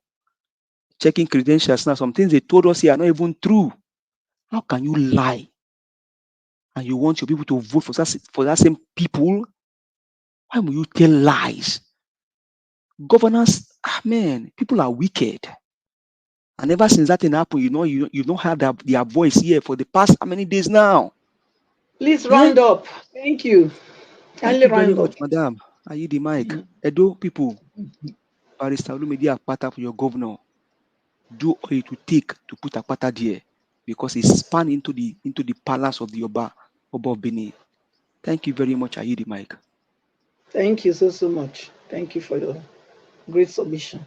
Yeah, let me use the opportunity to ask every one of us to take the likes um, um, above 189 that it is now. Can we get it up to 200? Can you kindly press, if you're joining us, if you're just joining us, kindly press on the like button. Very important. I want to say welcome to Stella Afini. Is it Onyi Unwa? Welcome to this broadcast on behalf of Mr. Elvis. Then who else am I seeing here that just came in? Just a minute. Let me. Yeah, well, that's also Frank Ono. Welcome to today's broadcast as well. Kindly help us press the like button and let's get the broadcast, viral. Let us take it viral. Let us get the likes up to 200. We can do it. Just press it. Everybody love this channel, so let's press it so that our voices will go far. Thank you, thank you, thank you so much. I will want to say, who is the next person? I can't really. Okay, we are how many people? 7 people on the panel.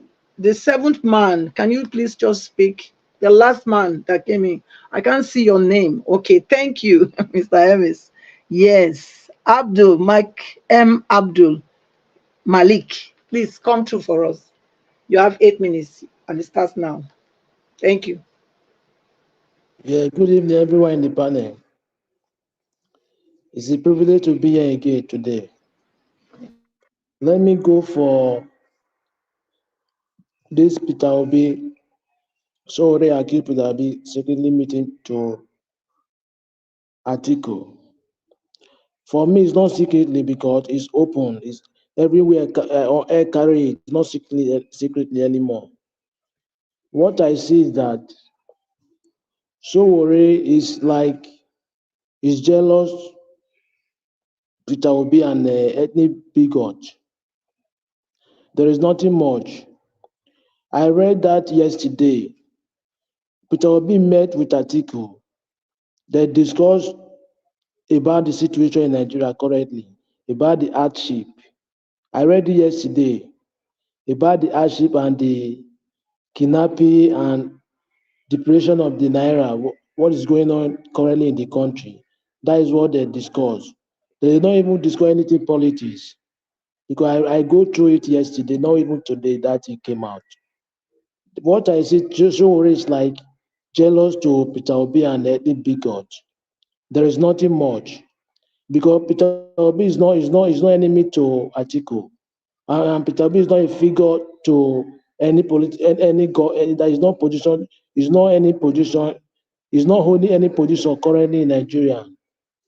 It's not understand because he can meet Atiku because I think Atiku is not an enemy. Yeah, he has the right to meet him just to discuss. For me, Peter Obi will not merge with Atiku. They will not merge.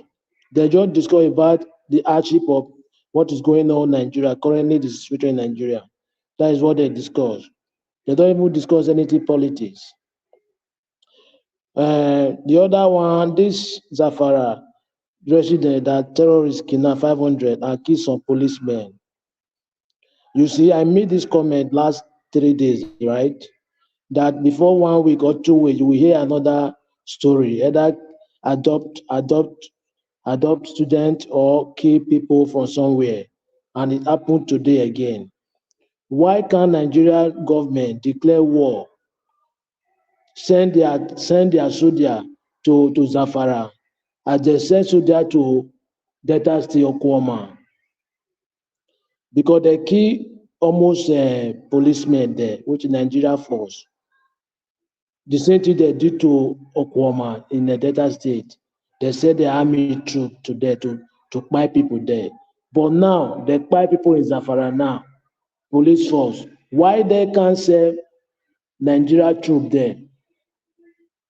You see, the country is not one country. For me, it's not one. Just take a look what is happening now. The same thing, just similar something happened now in the Delta, it happened in Zafara, but now there is nothing they will do on this Zafara now. They will not send Nigeria troop there. But if that kind of thing happen in the south or southeast, immediately they will send their troops to there. They are just there playing. They don't know what they are doing. They cannot move that country forward. They are just Yahoo politicians. They are Yahoo politicians. They are more than Yahoo boys. They don't have idea to move that country forward. Look at what I read today now again. Tinubu Shetima order VIP to pay toll gate fee at airport. Currently, the thing just came out, not quite long. VIP now, they will be paying toll gate fee at airport. You will hear that, they will announce it like few days coming now. They are just there just to plan how they will extort citizens. Abdul Malik. Eh?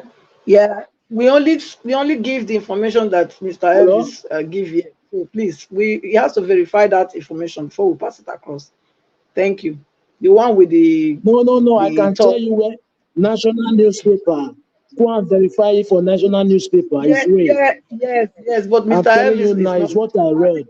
National. So please, I know, but yeah, just respect the rules. It's not. He hasn't brought it here, so he will have to verify whatever we say before we can say it here.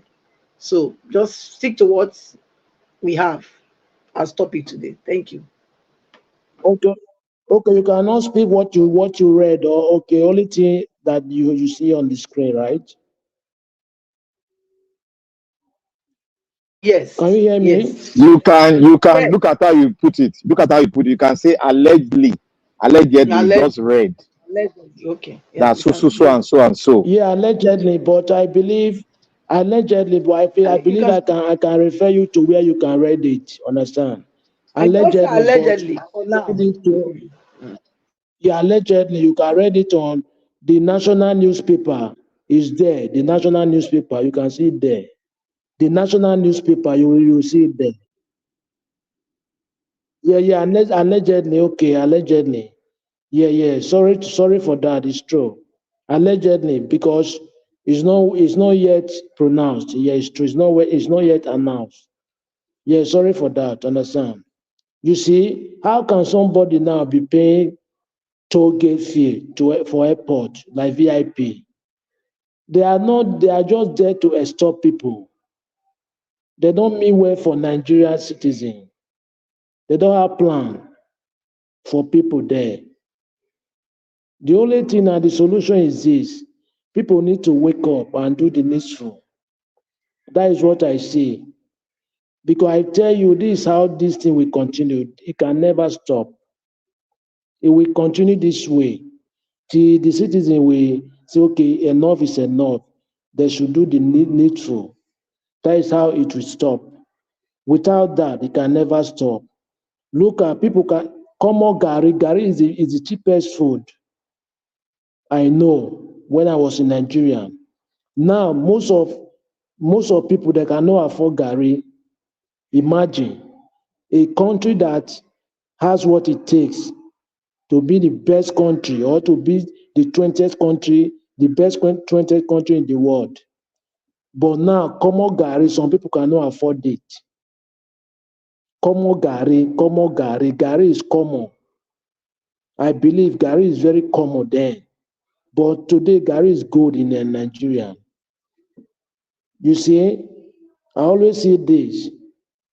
Nigeria youth, you guys should wake up and do the needful. I see no reason why somebody is hungry. You are dying silently, you keep quiet. And you have what it takes to make you better, but you are quiet. Your network is fluctuating. Why can't you do the needful so that you get? You say?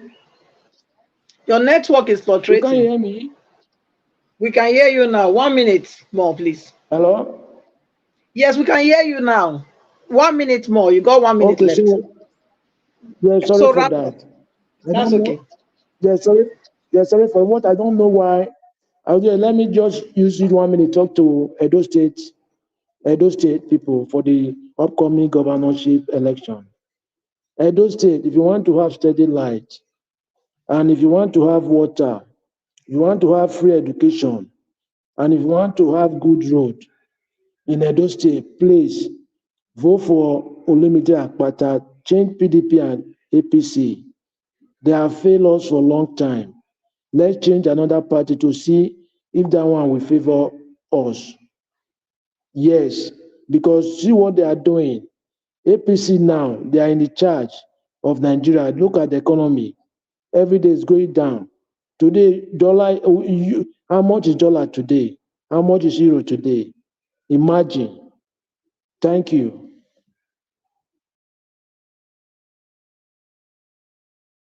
Okay, I think his network is yeah. But anyway, No, I'm he's finished. I'm giving. finished. Thank you. Okay, thank you. Thank you so much. Thank you. God bless you. Mr. Chris, good evening and welcome to the broadcast. Are you Yeah, there? yes, I'm here, cheerleading. You don't reach your hand today.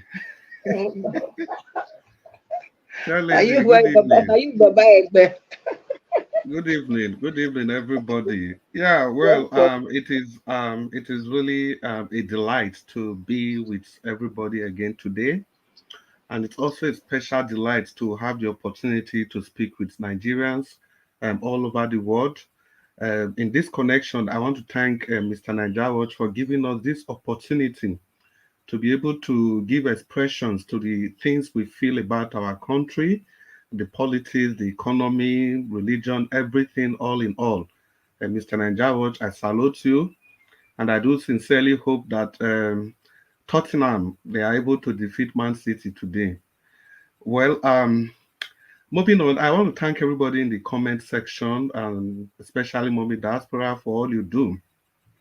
I greet especially Mommy and every other person in the comment section.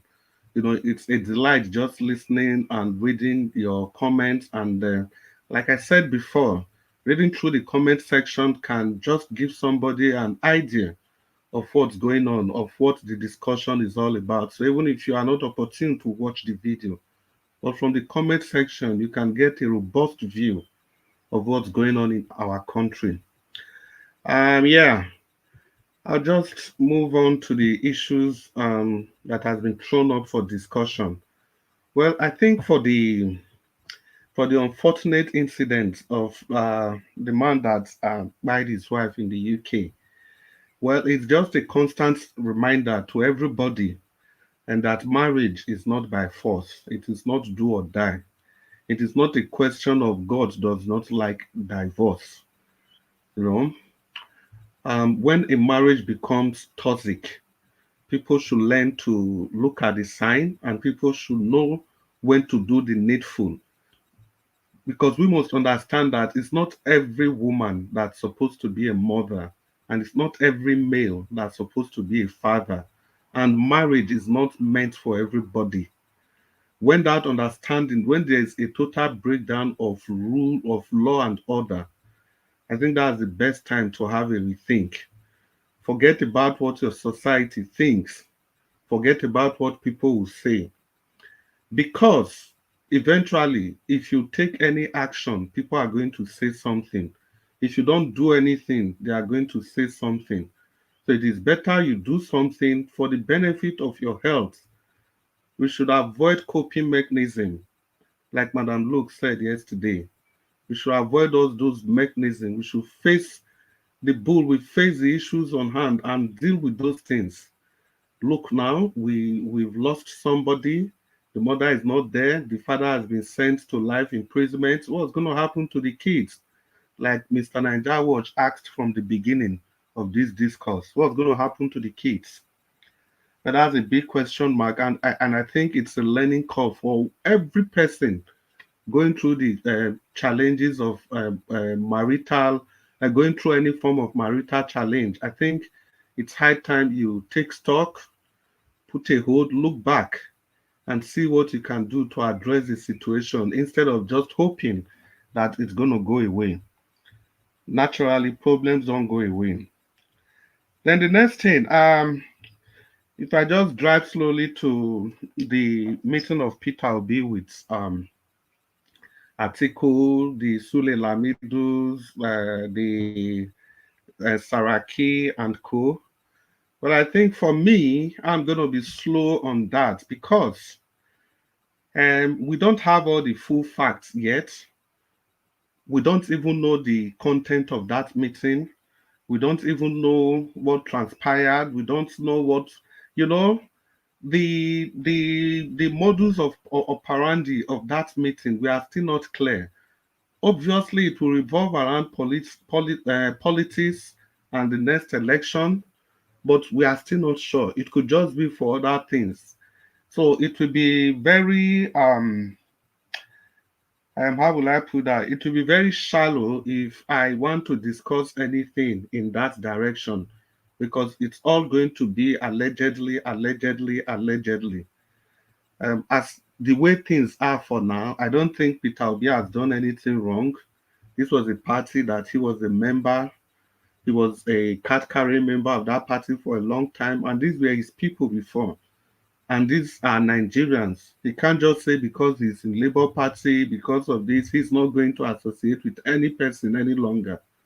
Politics does not work like that. You know, there Yeah, has to Mr. be... Chris. Yes. Mr. Chris, sorry for cutting you short, No, please. it's okay. Yeah, you said it could be for other things. Which other things? Could you be specific? You see, that's exactly what I'm saying. That is exactly the point. Because we are not sure. Because we are not sure. So there is no point trying to discuss, because we'll just discuss, hit up the politics, and at the end of the day, we'll just be saying allegedly, allegedly, allegedly, allegedly. So I'll just focus, rather I'll spend my 8 minutes to focus on what I know. Mr. Chris, Yes. just 30 seconds. That was why I said something here that it would have been a brotherly thing for Sowore to have called Peter Obi to ascertain what is hearing outside and confirm. But because of greed and hatred, jealousy, he couldn't do it. Yeah, I'll just continue. Yeah, Mr. Black Panther, you are perfectly right. And that's going to be the next set of discussion I'm going to get into. So, Mr. Jonathan, like I was saying, instead of me focusing on the unknown, I'm going to focus on the unknown. And I'm going to focus on the known. And what is known is that it appears Sowore is working against the upliftment of Nigeria. If you ask me, why did you make such a profound statement? Isn't it obvious that it's exactly the same pattern that those that are against Nigeria are using? That's exactly the same pattern Sowore is using. How come it is only Peter Obi that the APC has been attacking, the Agbado camp has been attacking? They conveniently left Atiku alone. And that's exactly the same thing Sowore is doing. And from my estimation, people that are attacking Peter Obi, they know he has something that he has to offer to this country. So that's why they are attacking him left, right, and center. For Sowore, I think, because on this platform, I've maintained several times that Sowore has to find a way, or I even said Peter Obi has to find a way of working with Sowore. The Labour Party has to find a way of working with Sowore so that he can bring that force to the Labour Party. But it is obvious that Sowore is a Mr. Know-it-all. I'm going to have it my way or no way at all. And the only thing that leads to that amongst men is the audacity and arrogance of ignorance. The arrogance of ignorance. When you are so ignorant and it gives you a level of confidence that makes you to be arrogant. Because if not that, how can you simply explain all that Sowore has been doing? For somebody that got 6 million votes, somebody that Sowore saw that everybody, even people in PDP, they acknowledge that this man was robbed of his election. This man was robbed of his victory. Sowore saw what happened in Lagos, in Plateau, in Nasarawa. The way Peter Obi's vote were reduced across the country. But Sowore would not bother. He wouldn't bother. but rather he's still on the trajectory, trying to flog Peter Obi. Well, I stand before you to address this concerning and perplexing issue once and for all. Omoyele Sowore, who is supposed to be a prominent figure, who himself has suffered the grave injustice of being jailed illegally for 4 years, being separated from his family. He cannot face the government that did that to him. He has chosen to direct his attack to Peter Obi, who has done him no evil. Peter Obi has not attacked him in any way. Even the obedient, they are not even after him. It is bewildering and disheartening to witness Sowore's fixation on Peter Obi instead of joining forces with those striving for a better Nigeria. But he's obsessed with undermining Obi. Peter Obi, a man who has consistently demonstrated his commitment to transparency, accountability, and progressive policies. I don't know where this misdirected aggression is coming from, other than from an angle of hate or from an angle of arrogance. The government that unjustly imprisoned you for 4 years. And apart from that, this government has perpetrated numerous atrocities across the nation, from rampant corruption, mismanagement of resources, to widespread human rights abuses. The regime remains unchallenged by those who have the platform to hold it accountable. It is only Peter Obi that is doing this. And Sowore, with his influential voice and significant followership, should also be at the forefront of joining Peter Obi in this battle to call out this government, instead of acting in parallel to what Peter Obi is doing. I think Sowore's energy would be far better spent shining a light on the government's misdeeds, advocating for the rule of law, and supporting those who share the same vision for a free and fair Nigeria.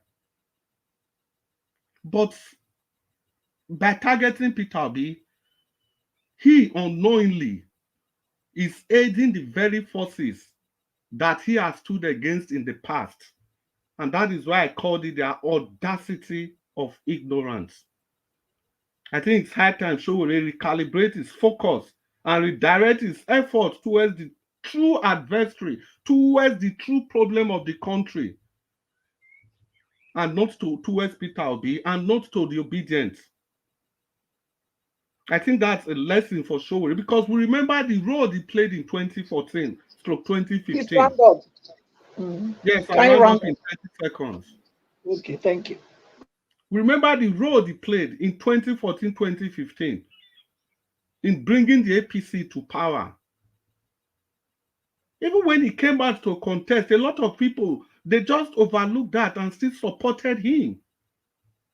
But still, Sowore will not be satisfied. It has been one diatribe against Peter Obi from one to other. From you, he's not talking about the fuel scarcity. He's not talking about the falling, unstable forex. He's not talking about all those. He's not talking about the election that was stolen, the 25%, the irregularities. But he's focused on one man that is doing the same thing that he is also fighting for. Definitely, that is ignorance. Well, thank you, Nigerians, for listening to me. And thank you, Mr. Anjawas, for the opportunity to contribute to this very topic. Thank you all, and good evening. Thank you so much, Mr. Chris, for your brilliant submission. Thank you. I think we'll do another 4 minutes. Unless Mama. Yes. Yes. Can I have 30 seconds? Yes, please. Yeah, Mr. Chris, you said something about ignorance. I believe he is not acting on ignorance. He's acting on information gathered by those people that are in-house in APC and in this government that are feeding him to do the rhetoric so that they can step in and bring Peter Obi down. That is what Sowore is doing. It's not ignorance. He knows what he's doing. So when he comes here, I pray he comes here one day. I'm going to challenge him. All right. Thank you very much, everybody. I appreciate you all. And Patricia, God bless you, man. Thank you very much for your time. I appreciate you all right there, my people. Thank you very much. Do your part. Press on the like button. Help us to share. Everybody have given their submission right now. So we're Mr. going to have a Elvis, final submission. Yes, sir. that your black soup, it take too many time for you to come back. Oh, that thing must be really I delicious. did here now. I did I said here. I that did black listen soup, to Nana. that black soup and starch, it I take long beg, time. I Oh. beg, I beg. We smell Black on here, corner, I Mr. beg. Elvis. We smell on for here. You won't do like say no chop All right. black soup. Elvis, I beg. Let's have our final submission. Madam Patricia is still taking over. Don't worry, but we're going to have a final submission on just three minutes so that we can round up. All right. 3 hours, whenever we achieve these 3 hours, I'm always happy. Let's have our final submission right now. I'm going to start with Madam Patricia. Then, Madam Patricia, please, once you are done, we have a new person that just joined us right now, Mr. Paul. Then you call him to give his submission before other people take their 3 minutes. Thank you very much, ma'am. Okay, then. Thank you. Thanks again. God bless you, ma'am. Wow. Man, thank you. Okay. Welcome, Mr. Paul. Welcome to this today's brokers. Please, if you guys, anyone joining us newly, just press on the like button. It's very important. We still need the figures to go up. So please do the needful to click on it. The thumbs up and also subscribe to the channel. It's also very, very important. Thank Okay, you we much. lost Mr. Paul, Yeah. Mr. Edubisi. We lost him. So let's just go with the final submission. Yes, I think I will just let Mr. Jonathan go on. And if I have anything later, I can come on. Mr. Jonathan. Okay, thank you. Okay, no, sorry, just a minute. Let me call Mr. Paul to give us his 5 minutes before I call on you again. Thank you. Mr. Paul, please unmute and give us your 5 minute submission. Welcome again to the broadcast.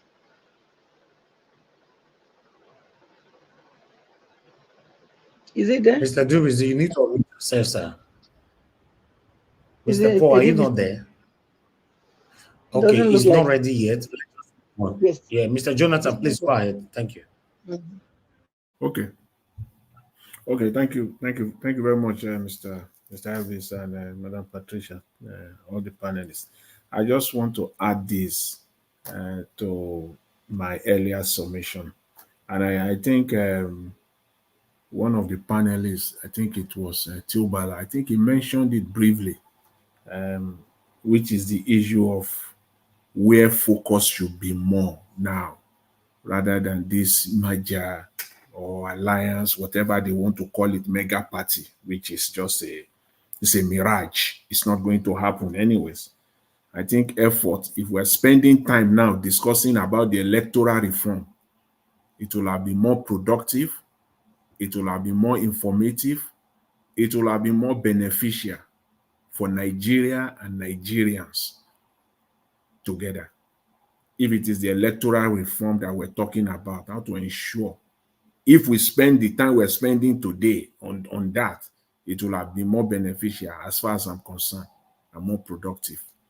And we will have sent a message to the system, to the current, people. I try as much as possible to avoid using the word leaders. I try, except if in fact, hardly with that word comes from my mouth describing Nigerian politicians. I try as much as possible, except it just come out of my mouth maybe suddenly. But for me to deliberately, knowingly, ascribe them as leaders, it's not. I don't think it's appropriate. These present people that are in charge there, calling the shot there, it will have sent a better message to them if we're talking about the electoral reforms, because that is where attention should be. All these people, all these politicians that are looking for soft landing, Atiku and co, looking for all the means available to get themselves, inject themselves back into the polity, looking for support, especially. These people have lost relevance. In the scheme of things in Nigeria, the way Nigeria is right now, and the way political awareness has graduated, they can't anymore, because the way you can manipulate successfully in the past, you can't do that again.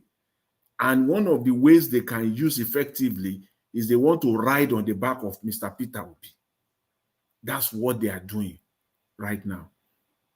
Instead of them to focus on the major issue. If Atiku is calling on Mr. Peter Obi to let us talk on the electoral reform, that is why I didn't want to press on Mr. Chris when he was giving a submission, when he said maybe they discuss other things. Well, that's why I didn't want to press on it. I want to, agree. Maybe, just maybe, they talked about the electoral reforms, because we don't know. Yes, we don't know what actually transpired. Just maybe they discuss about that. They're talking about what are we going to do? Are we going to put pressure on this system? Are we going to form a movement? Because you have the political clout, you have the capacity to do that.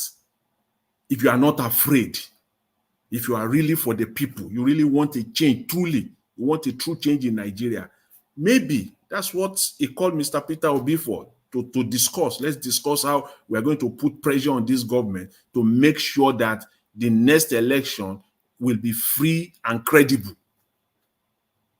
Let's start right now, because that's our sure bet. Honestly speaking, that's our sure bet. Because going into any election 2027 is with the current system is just a waste of time, because it has been said, I don't see how Mr. Tinubu is going to be there and allow power to be taken away from him. With the current system, it will be tough. It will be tough. It will be fight to finish, as we used to say, it's fight. It will be fight to finish.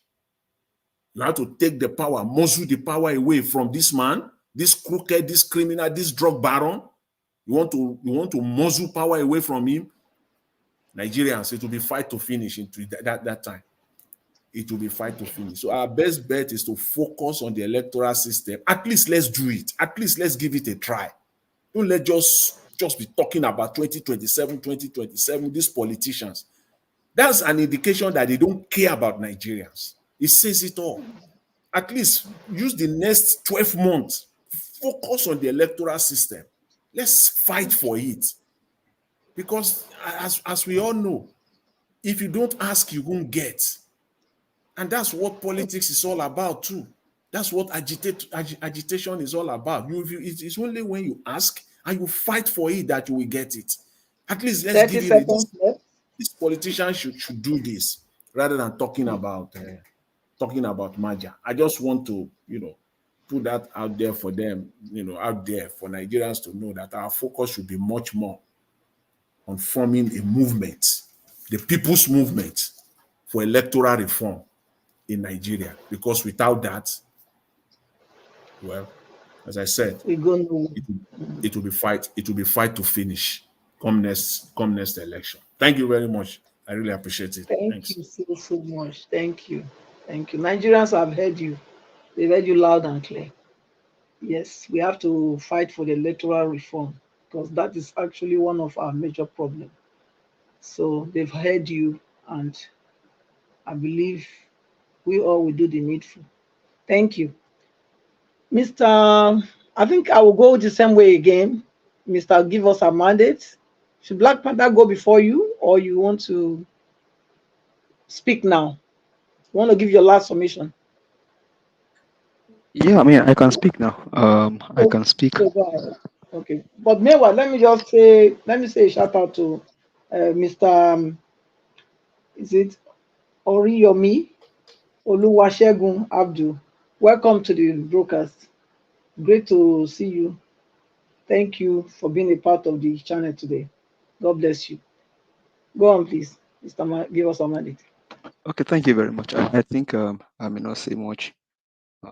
Mr. Jonathan probably said so many things, but I'll just probably dwell on the Edo State election. Edo people, come closer. Let's talk again today. Please and please, if you mean well for the state, you mean well for the Bini Kingdom, you mean well for the Oba of the kingdom, the Oba Tokpaye, if you mean well for him, your best is to vote for Barrister Olumide Ozanbovu Apata. He's a man for the job. He's the one that I believe can actually take on the issue of education, take on the issue of bad roads, take on the issue of light, infrastructural development, and grow the states. And as it stands today now, you'll be seeing several other people coming out telling you they want to also be heard. And don't get me wrong, everybody's entitled to be heard. But some of these people will come out as surrogates for the current government because allegedly they may have been paid. Allegedly. So be wise, be decisive, be determined to take back the state from the hands of these looters and wicked men. It is time to save the state, to rescue the state, and give Edopo good governance. So I leave it tonight by saying that Barrister Olumide Apata is a man for the job. He's been tried, he's been tested, he's been proven. At least they didn't tell you that Barrister Olumide Apata law firm is ranking one of the 20 in the world, and you went to check and it's a fallacy. Like they told you that somebody's law firm rank one of the 15 in the world, best 15, but when you check, na bobo. You check their credentials, some things we then tell you, you know, they there. I challenge you all. You can go use a Bing or Copilot, pull their credentials, put them side by side. Then you will know who is telling the truth. So they are not far from you, my people. They want to hype them. They will continue to hype them and hype them until they hype them into oblivion. But cast your votes for Barrister Ozaibu Olumide Apata. Is a man for the job. And let the state start enjoying good things. I mean, you can look at what is happening in Abia State. Look at Mr. Peter Gregory Obi. Olumide Apata sat down with these people and they know what they need to do for the state. So my people, we can't vote hear you. Can't hear you. Can you hear me? Sorry, the network is fluctuating. Can you hear me now? Can you hear me? You can hear me. Okay, I think. Yeah, now your network was very, very bad before. Yes, please round up 30 seconds. Thank you. Okay. So, Mama, Papa picking ready for village. Our talk we say we gonna go vote for Barrister Olumide Apata. Vote Papa, Mama picking. Now him be the man for the job. Thank you very much. Have a good night. Thank you. God bless you. Madam Patricia, I'm here. Okay. Who is that? Now my turn now. Wait. Okay. Now Black Panther turn. Before Teo Bella. No, it's Teo Bella turn. You drop him. No, it's Black Panther. It's after Black Panther, then it's your turn.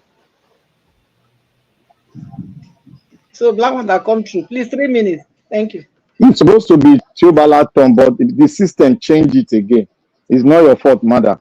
Tubala, you can take your turn. Okay, Yeah, the system changed it. then. Okay, let him go then. Tubala, please come through. Thank you. Sorry. Thank you so much. Just like what Jonathan said, I think he basically said initially, like I've also mentioned similar thing initially, because see, we should be talking about solution right now. Nigeria indeed is in big problem. You know, this citizens of the country at the moment, whether we like it or not, most of them, majority, cannot feed. They are living from hand to mouth. So the issue of talking about merger, whether we like it or not, and there is every tendency towards that. There's every tendency towards their merger and all of that. Like I said, we only have two ways whereby any political party can unseat, not even unseat, to win an election in Nigeria. I can't use the word unseat because someone also said it. It's not easy to unseat any what's it called? Current president, how would I put it? Any presidential candidate that is even in power. Everybody is not Jonathan. So one of the ways is to form a merger. Which action Peter Obi is going to take or is taking, I'm not going to fault him.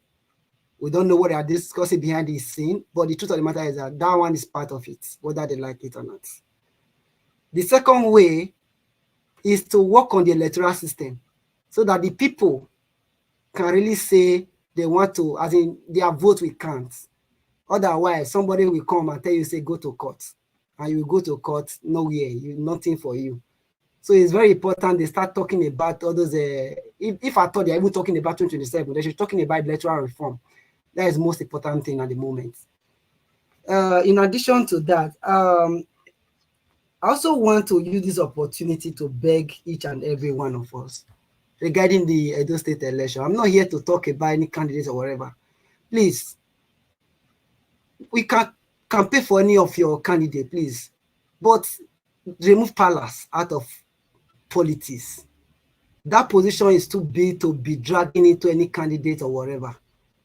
So that is what I just want to say. Whoever come out or whoever want to win the election, let them win. But the most important thing is that that position should not just be dragged around as if you are just discussing just a mere position. It's not a local government position. Please, with the Edo, we should be very careful with what we say, especially with regard to the position of the Oba. Talk about the issue, say your candidate.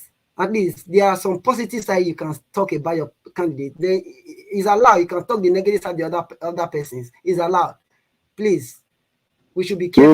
You Bala, I want to object you on issues. See, when you are campaigning for your candidate, be very strong and confident. Don't direct people on how to talk. Just be confident on your candidate and speak rightly. Whoever want to vote for a candidate will still vote for your candidate. That's how it goes. No, we are saying the same thing. My whole point is that they should remove a Palace out of it. That is all. I don't know whoever they're using it, whether PDP, APC, or Labour. I don't care. At least that is all I'm saying. Whoever win, whoever we are campaign for it. That's not my business. You know. Most importantly, as in that is all. As in Palace should be respected. That position should be respected. That's what I'm saying. It's not just a mere position, just drag into one or two issues like that. That is just what I'm saying. I'm not against anybody campaigning for any candidate. Yeah, Ogatio Bala, can I quickly cut in? It's just an advice. It's not a debate. Yes, can I quickly cut in? 10 seconds. You are free. Yes, thank you. And nobody is using the Palace to campaign. Nobody is doing that. Rather, people are even speaking up that the Palace should be respected. And I don't see anything wrong with that. It is the people that try to contend with the Palace in the first place. In the first place, that should be spoken to. And that's the people that people are speaking to. They dare contend with the Palace in the first place. So you don't expect the good people of Edo State or the people that are watching what's going on in Edo State to keep quiet because you don't want to drag. No, it's not dragging the Palace. It is protecting the Palace. I think I've said what I want to say, but that is what I want to say. So I've said it. So I'm not against anybody's opinion. All I want to say, I've said it. I don't think I need any explanation for that. Nigerians, please, we all need to come out, fight for our souls. We all need to come out, talk for the betterment of the nation. We can't keep living this way. If anybody have any solution to provide for the president or wherever the ministers, anyway, or we need to call them out, I think we should go in that direction. Because we might be living where there are some persons today that have not been able to even eat 1 square meal a day. Most of us have experienced this one going back home and all of that. We all have friends and family. People do call you on a daily basis. We cannot just allow them to continue in that manner. We need policies that can enhance, that can better the lives and the lives of everyone living in the country. We should take that one as our utmost priority, find a way, because Nigerian people deserve a good life. They deserve a constant electricity. They deserve a stable internet. They deserve good water and many other things, quality education and many others. So I think it's the responsibility of the president, the minister, the governors, and all the leaders across all the fairs or whatever of the state to be able to roll out policies that will be able to benefit an average Nigerian. And we should all hold them accountable for that. All this 2027 should be art. I don't even winning election. You're not. It's not. Someone have said it's not easy to unseat the current president or the president. So that is it. Please, thank you. Have your time. Thank you. Thank you. Black Panther, please. Yes. So come through. It's your time. You got 3 minutes. 3 minutes before me. Thank you, Mama. 4 minutes. I want to thank everybody that has spoken. We all are soft today, and it's only me. I brought out my anger over SOWORE, and I will continue to do this till SOWORE is permanently taken out of Nigerian politics and let him face his activism, so that it does not disrupt, or neither will other people start giving it check so that they can do destruction. Because I see a red flag in this. And that is how I'm brought up. If I see a red flag, I don't care what you're saying, that you're trying to follow Nigeria, that is part of PDP. I don't care what you're saying. This man has singled out himself and has told you, he came out and said, vet me. Vet me. SOWORE said, vet him. And if you found anything wanting in him, he will step down in Nigerian politics and try to, forge ahead and work so that we can. You don't start scrutinizing the man that is not your leader.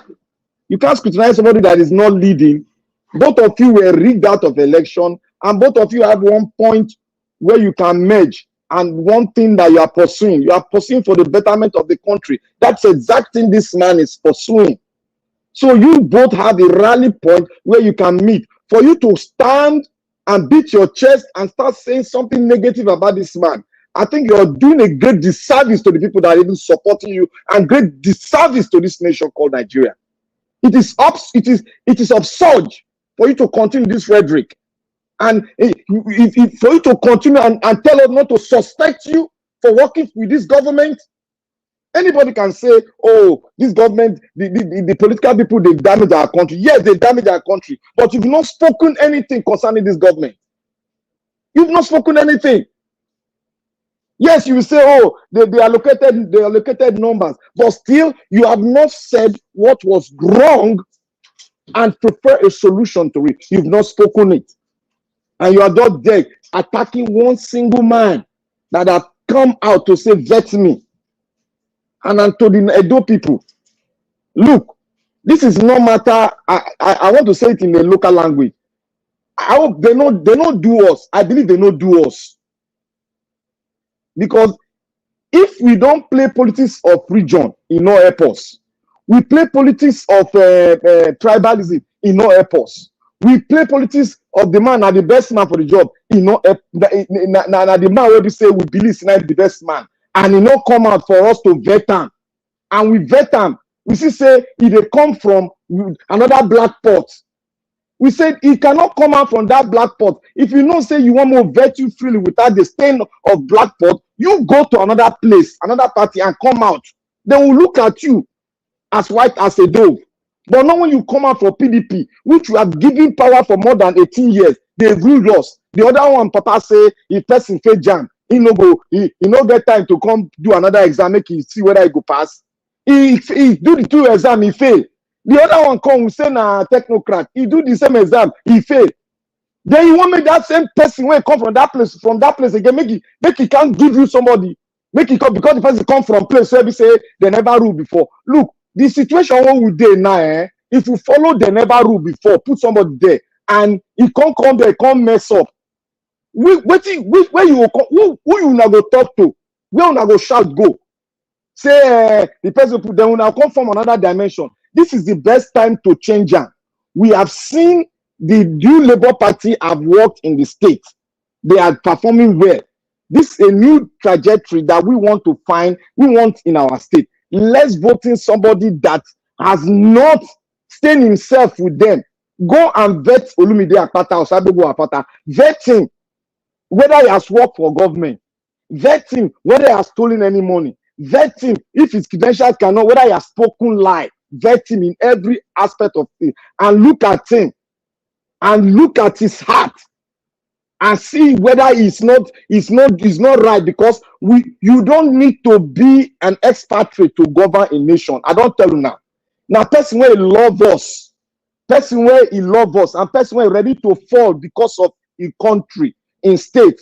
Now he go fit rule. Now that person, now that won't be the qualification. Not the person where go do economic summit or something where they say you no get good road, you no get light. I know the political, you no get good road, we no get light, we no get electricity, we no get security. Then somebody come bring economic summit. On top which economic summit that thing go stand now? Why no go fall? Which person you go invite me come invest for those states when you no get good road, you no get light? And this one now, expatriate sit down there. Expatriate when no do this common sense where I apply so, because in economics now this thing that they first do before they bring any economic to come sit down on top that place and strive well. You and I know say we no get light. How many are you go to do business? This we need somebody who go put those things so that we go do them by ourselves. That is what we need. And this man has come out that this is the things that is well needed. That is why I say he not like the governance system of this present person. He not like, and that's by saying no one. That's by saying I mean cousin. He not like the way they do. This is not the proper way to rule. This is not proper way to govern people. You need to put the four cardinal points on ground so that your economic summit will sit down gidigba and strive well, solely without government interference. That is what is called a man with economic times, because economy starts from the base, the fundamentals. So they not do also. We not vote the same party again and again. They tell us, say, we're gonna look at the main person. We not go look at the main person, but now the same party that it come from. Now the thing when they talk for APC be that APC say look at Adado, you know the difference. Now they hear me. Now we can hear you, but it was not so good before. Let me finish. Let me land. The Okay. people, the entire people of Edo State, Mokuna hear very well. Mokuna not repeat the same mistake, because if you repeat the same mistake, another 8 years, he go land gidigba. The person who organize local government election, what do you do? He write the election, come give us, and that man I go come saying the white snow, come bring somebody for us. The only thing we get now, na rig he go rig, and we ready gidigba for ground. Edo people, make we wise up. Not be Esan go repair Nigeria, not be Benin go repair. We want somebody that love the land. The land, person ready to go down because of because of us. Now be the person will be good leadership. Now go feel rule. Not be person will carry certificate with 3 credits. Not be that type of person. We want people who be saying he love us. Where you know say the good need to put things in charge so that we ourselves will go develop the state by ourselves. If you get road, get good water, we go fit develop. Somebody tell me to say na bowl where those people don't like clean water. Say na bowl we like. There is no way we go say we want support this PDP where they no go talk lie. They go talk lie. So we can just think well, because me I don't talk my own. I am ready to stick to the new dimension than to go with the old layers that we have in the country. Thank you. Thank you so much. Thank you. Mr. Abdul Malik, your time start now. You have 3 minutes. Good evening again. Maybe we'll stretch it to 4. Okay? Yeah, good evening again. We are here again. See, I want to SOWORE, he has interest, bigotry, and jealous against Peter Obi, because Peter Obi he did not hold any government position currently in Nigeria. He has the right to meet Atiku and discuss. Yes, he has the right. That one is no issue for me because I believe Peter Obi can never merge with Atiku. Peter Obi is not a key, he knows what he's doing. He's an intelligent man. Currently, there is no politician like Peter Obi currently in Nigeria. They just want to put the man down so that they know the man is their problem. It's the one that disturbing them. That's why they are against the man. He's clean man. He don't have any problem. And he will not have problem, understand? He cannot meet with Atiku. You just meet it and discuss about current situation in Nigeria. Because I read it yesterday. That is for that. Nigeria government, please, we are waiting ahead to hear that you sent military troop to Zamfara because they killed some policemen and they kidnapped almost 500 people, residents there. We are waiting to hear that you sent troop there. Not that the way you do for at least see the way you do for Kwama. See do the same thing at Zamfara. We are waiting to hear that. Few days coming. Because you cannot do one side, you leave the other side. It's not possible.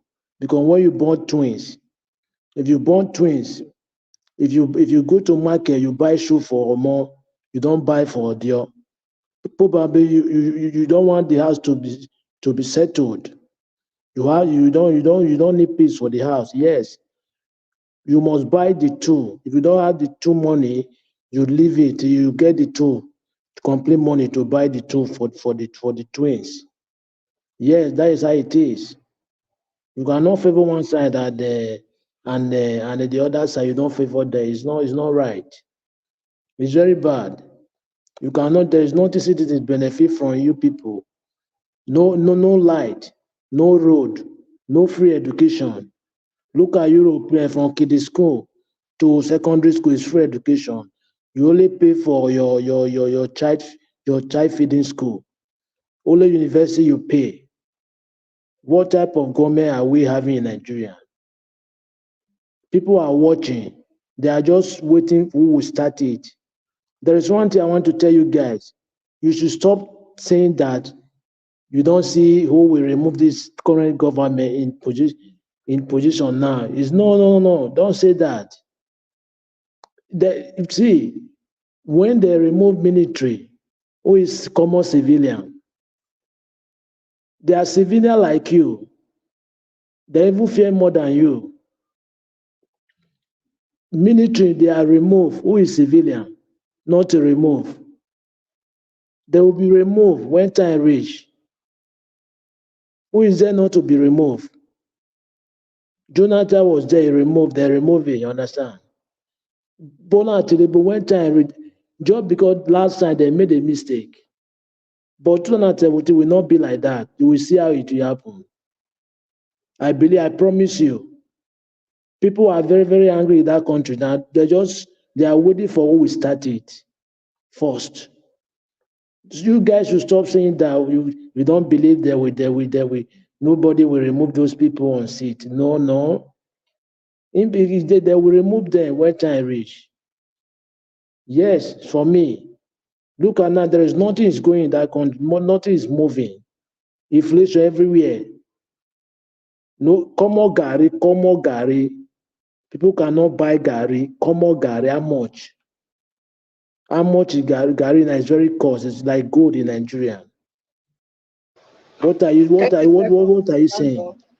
30 seconds. And we are there, they are there waiting. I don't even know what they are doing there. You cannot eat, you cannot feed. Start this thing for your local government, for your preference. It's allowed, it's peaceful, it's peaceful demonstration. But you are dying silently. Terrorists everywhere, you can no longer go to farm. There is no way safe.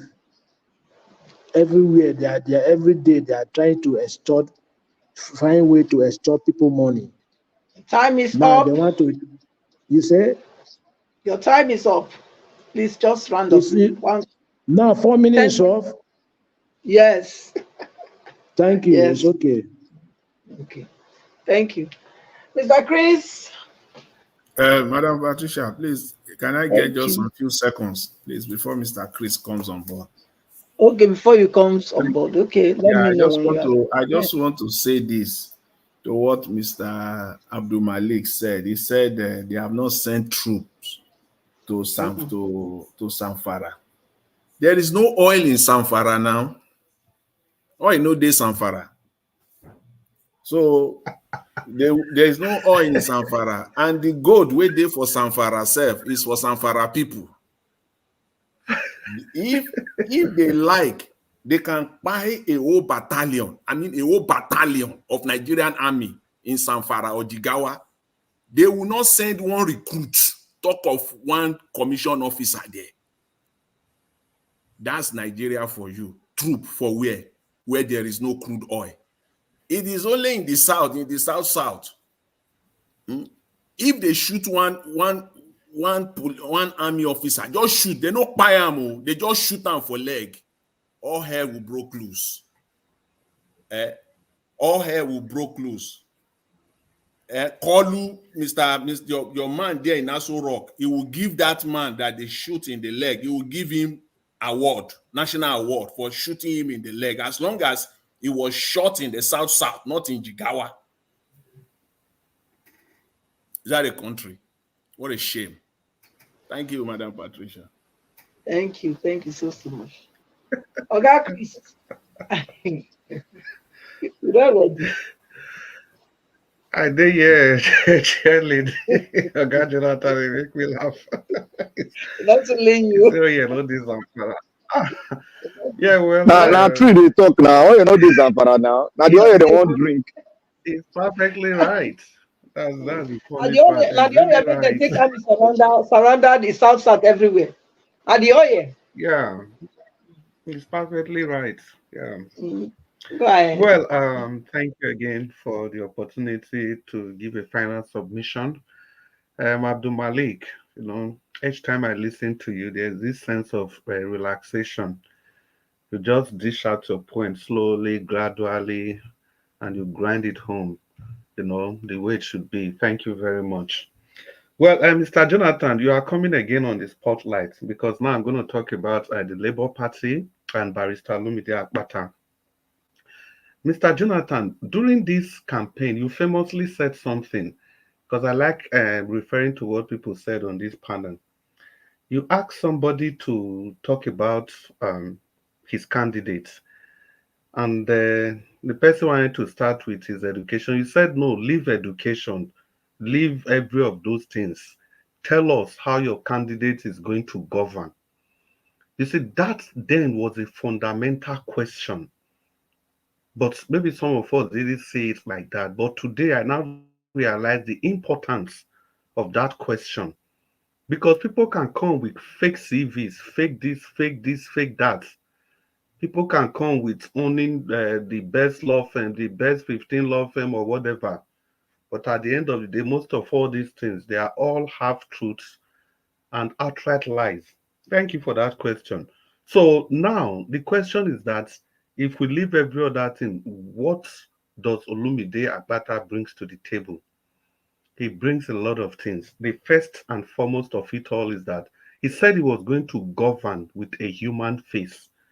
And immediately, any political office holder, once you have that as a characteristics, it automatically means most likely and in all events you are going to govern well. Because if government is about the people and you promise to govern with a human face, with a human heart, it means you are going to do the biddings of the people when you get to power. And this is what Barrister Olumide Akpata of the Labour Party has promised Edolites. This is what Peter Obi promised Nigerians. And this is what Alex Otin has been doing in Abia State. So there's a precedent, there's a promise, and there's somebody that's actually carrying out that promise. So I don't like, we should not miss this opportunity to get somebody that's ready, willing, and has demonstrated in every of his campaign that he's going to govern you with a human feeling. is going to put your feelings, your interest first before any ambition that his soul craves.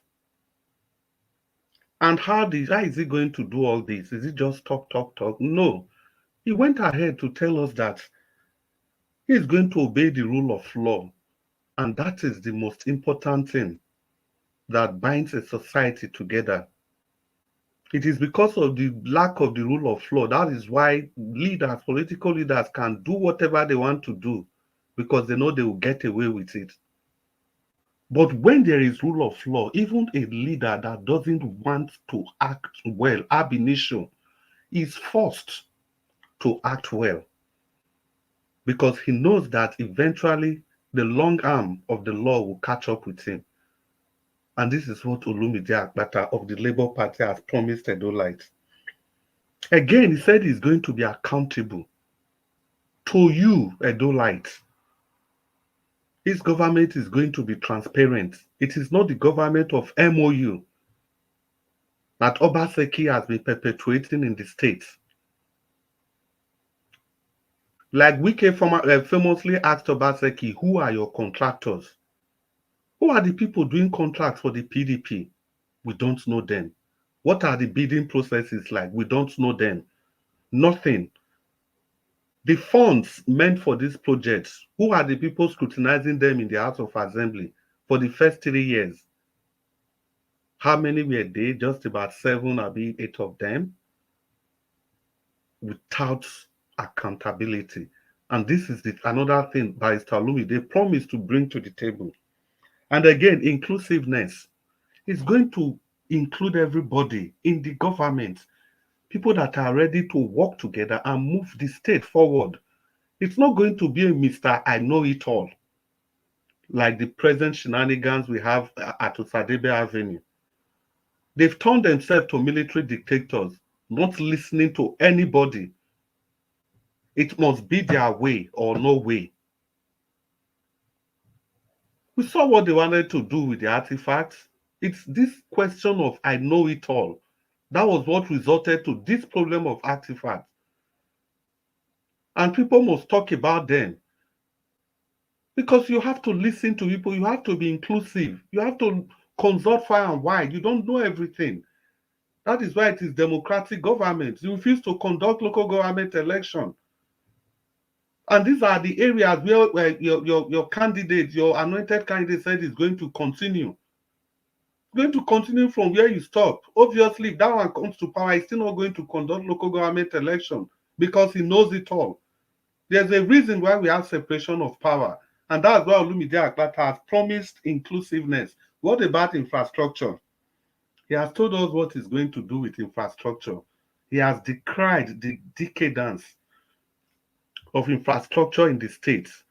And he said he's going to give infrastructure a total facelift, not selective facelift, selective facelift, not erecting billboard and calling the roads federal roads. That is totally shameful and disgraceful.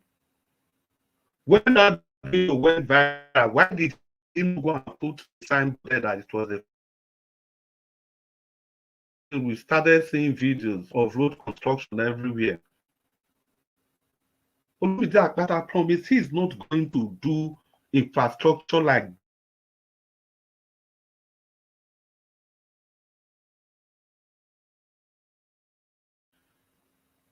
how they are washed away like biscuits. Not even digestive biscuit, carving biscuits for that matter. It's a shame. What about hospitals? Olumide said he's going to provide us with affordable hospital for everybody. But what has Obaseki done? The central hospital, the general hospital that are supposed to be made for the common masses, they transformed that to a public-private partnership. Everything is about money. To the extent the people on minimum wage, they can't even afford the services of that hospital. Of what use is that hospital is to the general populace if it cannot meet the needs of the people that it's supposed to be meant for in the first place? Must everything be commercialized? This has been the cry of Mr. Oduwa about the Okpila cement factory. The people should benefit from their infrastructure.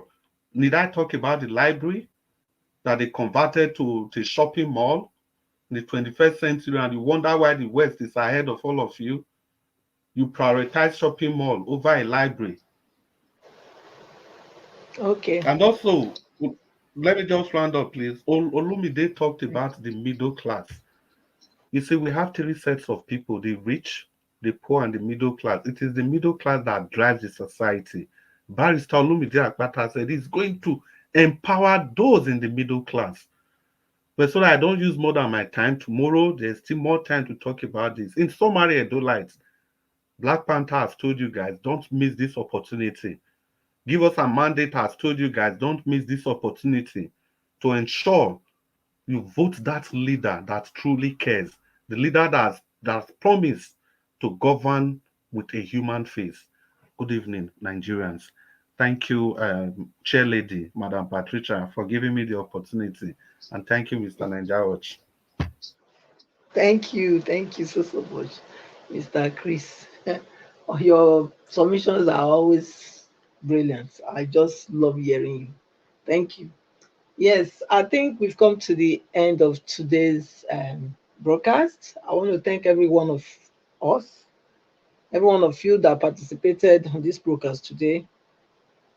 Thank you for your time with us, and also for those that gave out of their hard worked, funds, money to support the channel. May you continually be blessed as you have given, and may your pocket never run dry. Again, I want to say thank you to Mommy Diaspora for your tireless and relentless, strength in ensuring that this platform stands and is blessing people all over. And I want to thank Mr. Ev especially for giving me the opportunity to moderate this evening's broadcast.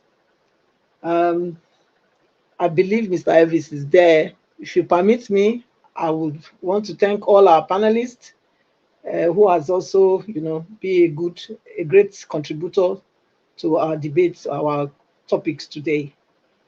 Thank you so much. And we'll say good Madam night.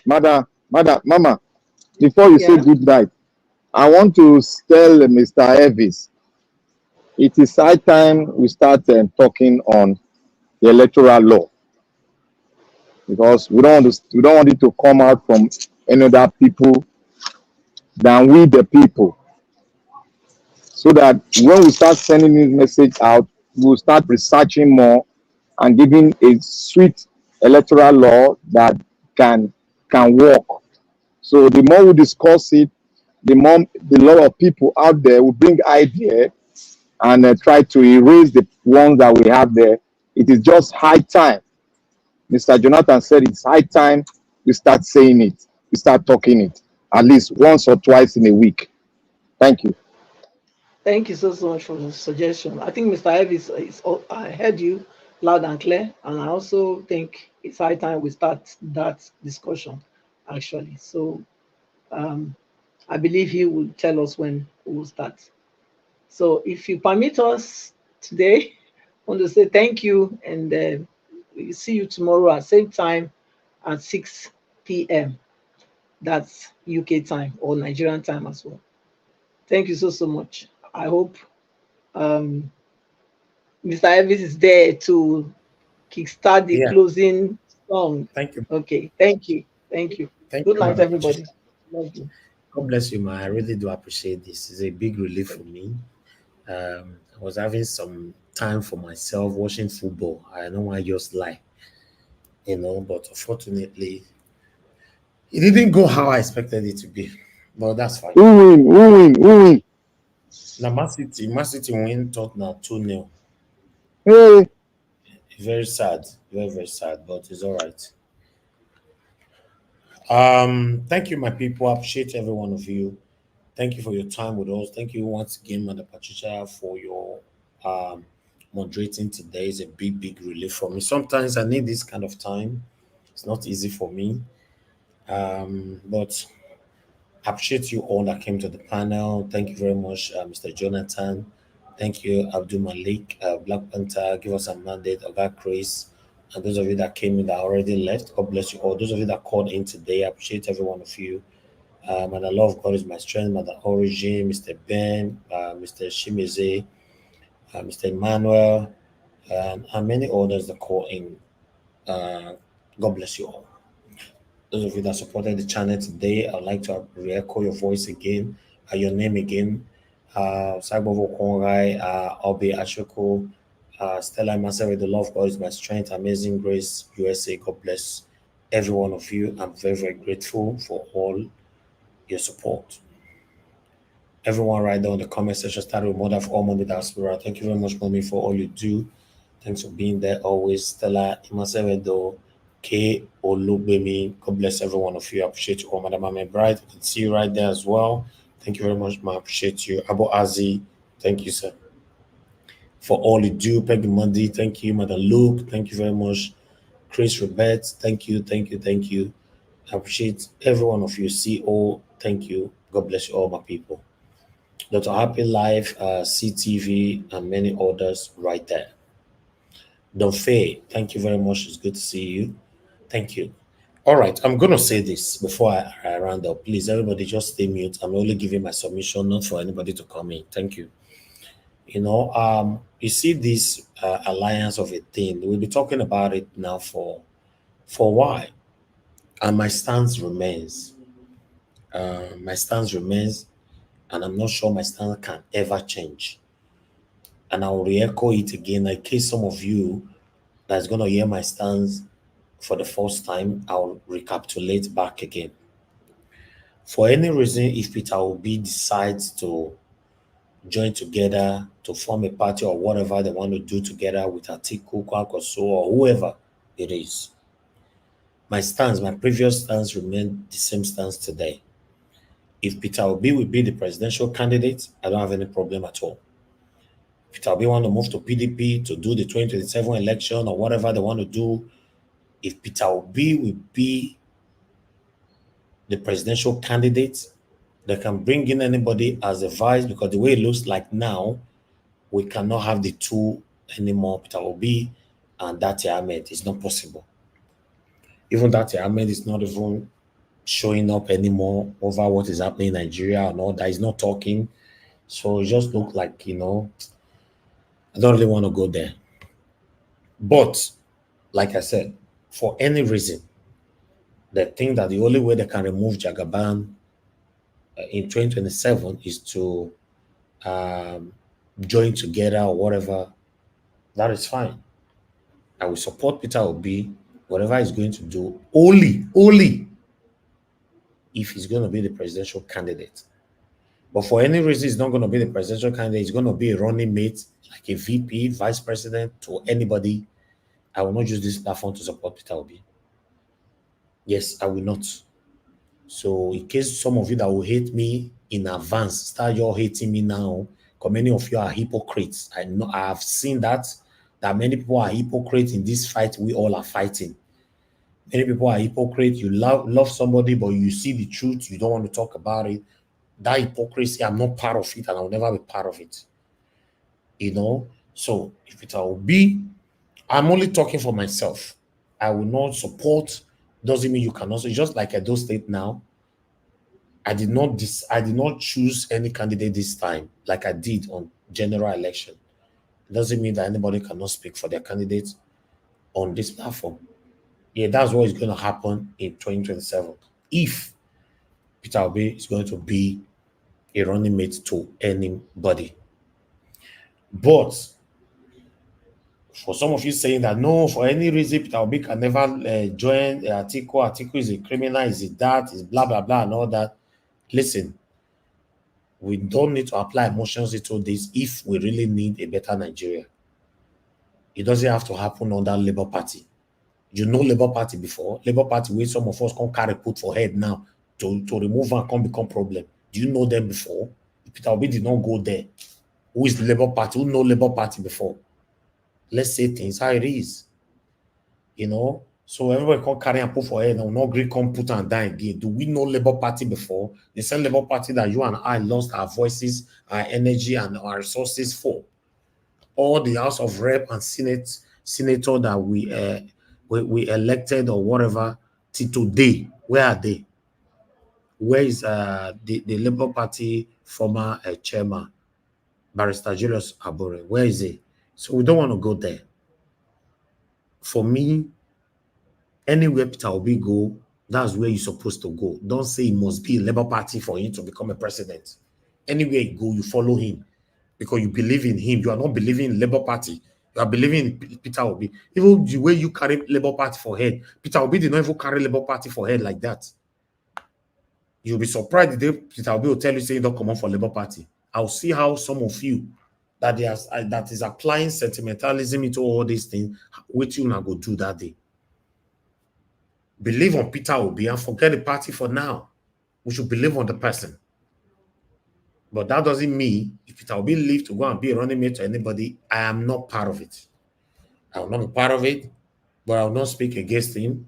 I will not lock my platform out of for anybody to support or not support him, but I will just stay neutral, like what I'm doing right now in those states. Yes, running mate. Since you were born, have you ever seen a running mate having a voice in Nigeria? Have you ever seen a vice president having a voice in Nigeria? Have you ever seen deputy governor having a voice in Nigeria? Have you? So what are you going to support, for example, if you are running for supporting any running mate? These people don't have voice. They are just like a PA. Yeah, that's what they are. That's what it looks like anyway. So they don't have power, they don't have anything, they don't have voice, nothing. But nevertheless, that is all I wanted to say. My own on the hard, I talk I might be. But I would like to urge everybody, please, all this sentiment we apply when it comes to our papa, our mama, so we'll come stay quiet, we don't want to talk again. When it comes to our tribe, we'll come stay quiet, we don't want to talk again. We are not going anywhere. Because many of us are too fake for my liking. It's the truth. We are not going anywhere. When we continue to be biased, you see the truth, you quiet. Person will say the truth because that truth is against what you are supporting. You will not acknowledge it. You are not interested. We are not going anywhere. For me, I'm fighting for a better Nigeria. So I supported Peter Obi. Peter Obi not because of Labour Party. Labour Party started echoing on my platform just because Peter Obi moved there. Peter Obi moved on today. Labour Party died on arrival. Yes. Nobody will know if there were any time in existence. So I appreciate you all, my people. Thank you very much for your time with us. I'd like us to end the show right now. We'll come back again tomorrow, 6 p.m. I have something to ask. Quickly, sir. I need that to works. Okay, please. Why? I want to ask this. When like something that you did not present, can somebody say it on air? Yes, of course. Yes, you can. Because I say something that I confirm. Your moderator tell me that it's against the panel. No, yeah, it's against because you did not provide the source. I was here. No, I have the evidence. I tell them where to search it. No. We don't search. You bring it and put it on the private chat. We'll put it to the public that is listening to you. Okay. Yeah, I have it. I have it. Okay. Yes. I see. Yes, so she was right. I was listening. So she shouldn't allow you to do that. Next time, sir, just bring it, put it on the private inbox. Then I'll quickly put it there because our spectators, we need to give them private chat on this live Yes, on this live. Yes. That's okay. The private chat is for you and I. I have it now, right here. No, not now. Tinubu and Shetima order VIP to pay toll gate fee at airport. All right. I'll put it on the private chat now so that I can keep it against tomorrow, sir. Put it there. Thank you, sir. Now, right? Okay, let me transfer from my tablet. All right. Oga Chris, you wanted to say something? Yeah, I just say, well, make it short. After this kind of speech you give, somebody's supposed to talk one or two things. Well, okay. I think I just believe it's a very powerful speech you just gave, and somehow you just won my heart again and again, like you've been doing. You mentioned something very, very crucial, that wherever Peter Obi go, you support him. You know, that is very, very substantial, because you sincerely believe that the most important thing is for Nigeria to work. So thank you very much for that. And I think it ought to be an eye-opener for everybody. That the most important thing is for Nigeria to work. As long Yes, as Peter B is I at will the only end support. I will there. support him only if he's the presidential Yeah, candidate. I know. That's the reasonable thing to do, Okay, because good. anything outside than that is just going to be this promise. Come be vice president after 4 years. We give you no. Those ones are nothing. But if they give him the ticket, if they allow him to be the leader, so that he can take responsibility for everything. Of course, I will support him 100%. Yeah. If they give him Everybody, the I think ticket. most people will also, Yeah. so that there will be no room for excuse. Take responsibility. Thank Thank you. Thank you very much for always encouraging me and your kind words. You It know, means a lot to me. Mr. Harris, Yes, sir. you know, even that one is even, it's not completely clear or clean, 100%. Even if I said it in my submission, but you brought it up again. You know, even if Peter Obi is made the presidential candidate, you know, he's going to do it based on promises he will have to make and commitments to them before they will Yes, allow him. but Yes, Mr. Jonathan, in It that will be case, a, he can take responsibility. let him promise heaven and earth. Let him just Yes. it will be a foundation on lies and deception. yes, Mr. Because Ivis, let him if just yes. if he gets there, and he now want to play it on them that I just use you people, manipulate you people to get there, they will make life miserable. They will sabotage him. They will try to bring, they will not even try, they will bring his government down. Jonathan, let him Yes. just get there first. Yes, Mr. Ivis, I will cross it. Nigerians are desperate, you Yes, know. let him get there first. Go ahead, Black Panther, quickly. yeah, Mr. Ivis, I think we should start making our approach like an octopus now concerning the Nigerian situation. We should start discussing, like I gave an advice, we should start discussing the electoral law so that Then other Nigerians. Black Panther, you can start that, can't you? Yeah, everybody wants it to be a topic so that people can That's make what an I'm saying. impact. We can come here as a topic every 3 times a week. We put into our topic. Okay, yeah. Somebody can take that responsibility. If you guys want me to take all the responsibility, that's when I don't like me. I'm just a human being.